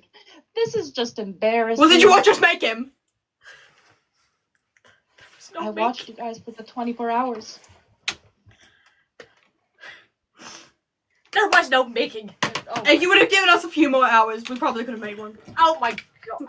That kiss made my lips tingle. Steve! I'm sorry. I find it very hard to believe that you're about to wipe our memories. I don't. This is Lottie. Well, see, you don't need to believe it because you won't even remember it, so. She has a point. I always have a point. Okay, let's not get so full of ourselves right before you're about to destroy our lives. So I really didn't expect this. I'm gonna be honest with you. Steve, I tried to tell you. You don't seem to expect much, do you, Steve? That's not very nice. That wasn't very nice at all. I'm expecting something big. But it was very true. So, what now? Just like that. Well, you say your goodbyes, you end the live, and then we get the memory over with. Just like that. Bill, what about that thing you were working on? What? What thing? That thing you were working on. No. It might work. It might work. There's no point. Okay. There's no point. Really is no point. You're not gonna change my mind. Did you at least like consider it a bit? I considered it within the first hour, but you guys were just arguing. But we stopped arguing. Yeah, like 10 hours later. Well, yeah, but we're like, you know.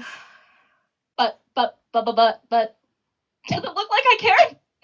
Because I don't, and we're going through with the memory wipe. Well, I just don't think it's very fair that, you know, the one time we do something good, we're getting punished. This is just like when Bill got sent to the third prison.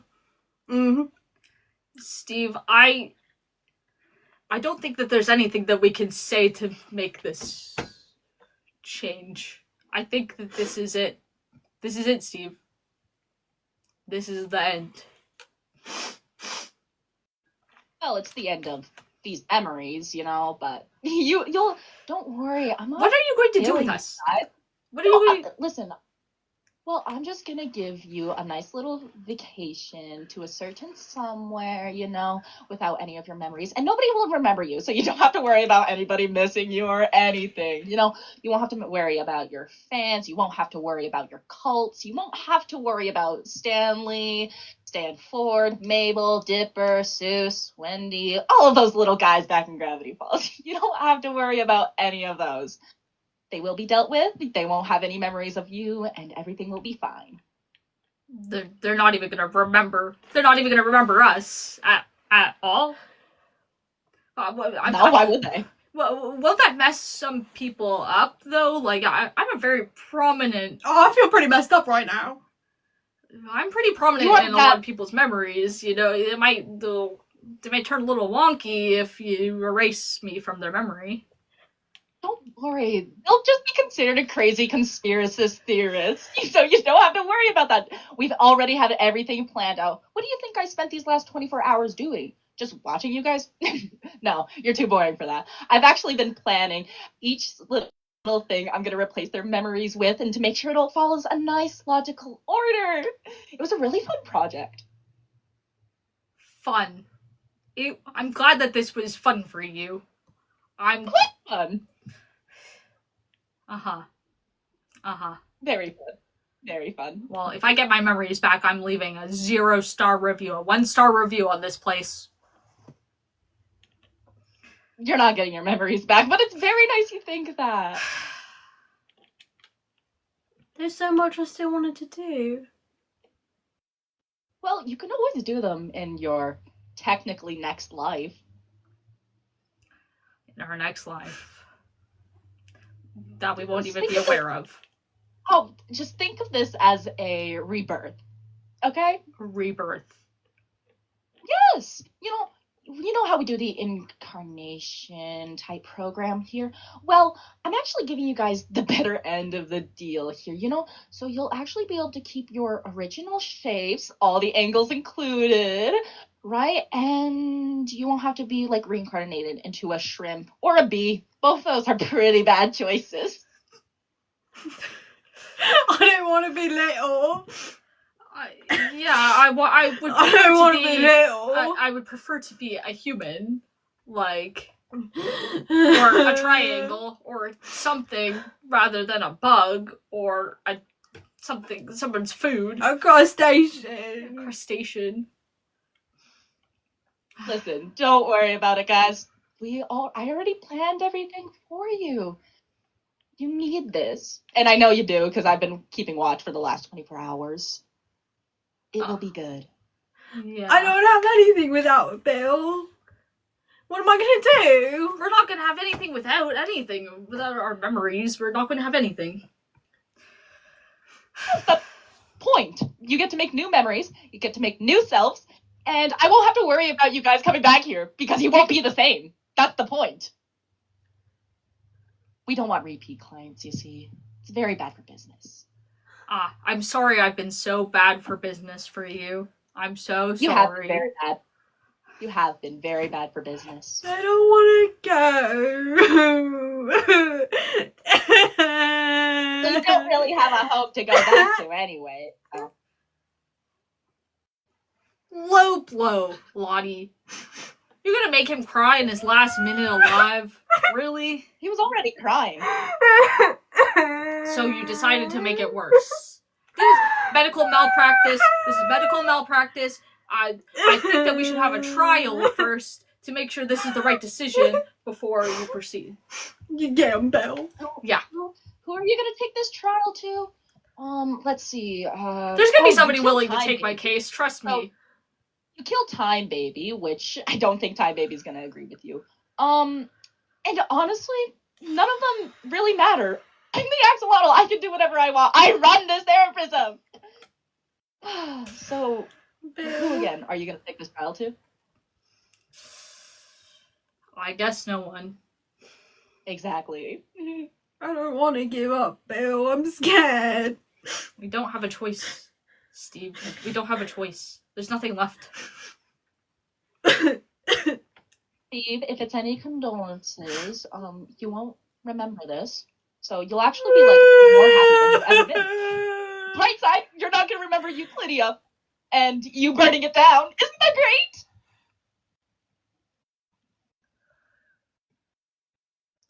great? That's just fantastic.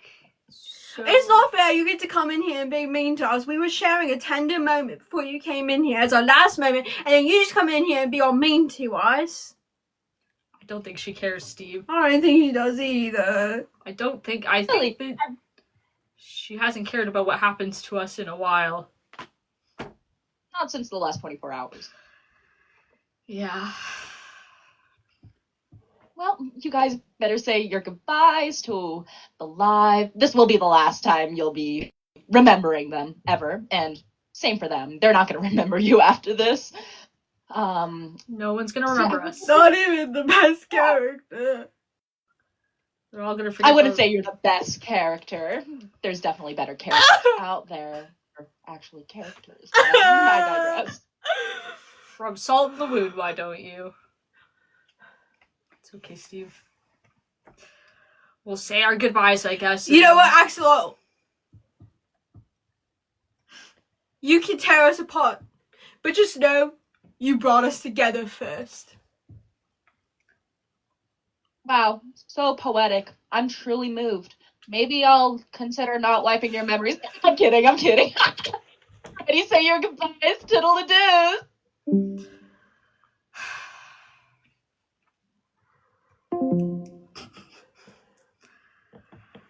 Well, Steve, I think we really messed this one up. We tried to clean up our mess.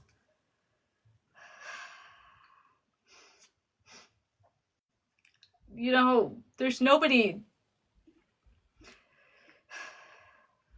really to blame in this situation than ourselves. I guess.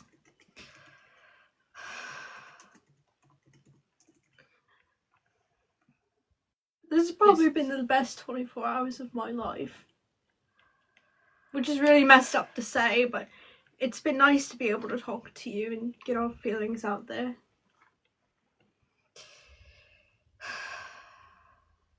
I really didn't think that it would get to this point. I'm so used to getting out of situations that I didn't think that this would ever happen. And I guess I've dragged you into this as well. And I shouldn't have gotten everybody into this mess like I did. Maybe if I had changed sooner, this wouldn't be happening to us. Maybe. But I should have changed too, and I'm sorry. We failed.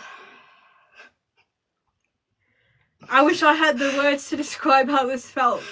Sometimes words fail. If only I had... You know what, Steve? I think I have a song for my emotions. I love songs.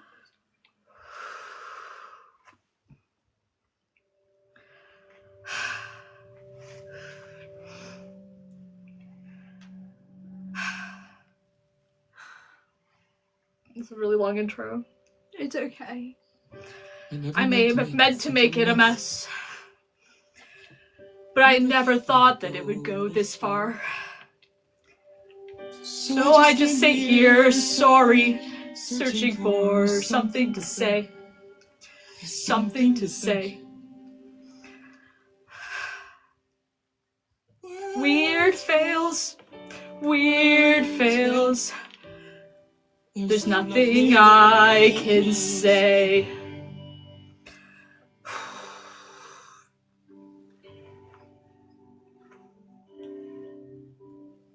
I really thought that I could be part of this.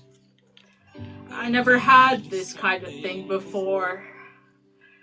I never had that perfect Fordsy who somehow could see the good part of me. Who somehow, oh wait, I never had the dad who stuck it out. No, just medicine and silly straws. No mom who was there to sing Rockabilly to me. That's not a worthy explanation. I know there is none. Nothing can make sense of all these things I've done. Weird fails, weird fails. There's nothing I can say, except sometimes you see everything you wanted, and sometimes you see everything you wish you had, and it's right there, right there, right there in front of you. And you want to believe it's true. So you make it true. And you think maybe everybody wants it, needs it, Weirdmageddon, a little bit, too. I needed you, Bill. I think we could have helped each other a lot.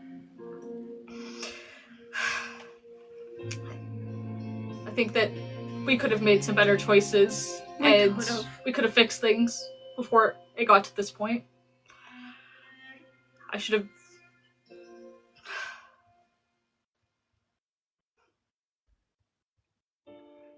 This was just wishful thinking. It wouldn't last, I know. But we were happy. I guess I couldn't let that go. I guess I couldn't give that up. I just wanted to stop Steve.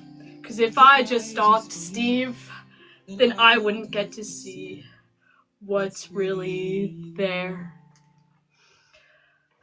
No, I'd rather pretend I'm something better than this broken triangle. Pretend I'm something other than this mess that I am. Because if I don't have a chance to look at it, and no one gets to look at it, no one can really see. Because I've learned to bring on the pain before they even get close to me. Before I make the mistake. Before I show the weakest of me. I'll never let them see the weak part of me.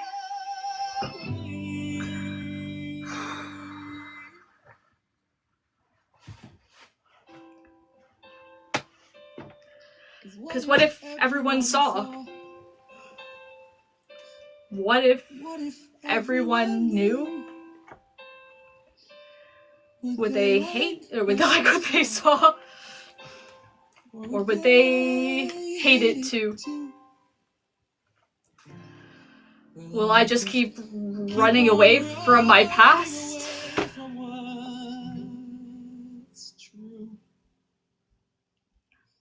All I ever do is run. So how do I step out? Step out of the theraprism with my memories.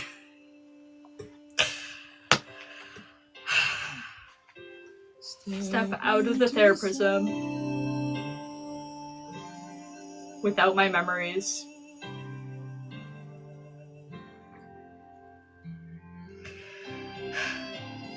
It's over. That's it. That's all, folks. It's time to say goodbye to our memories.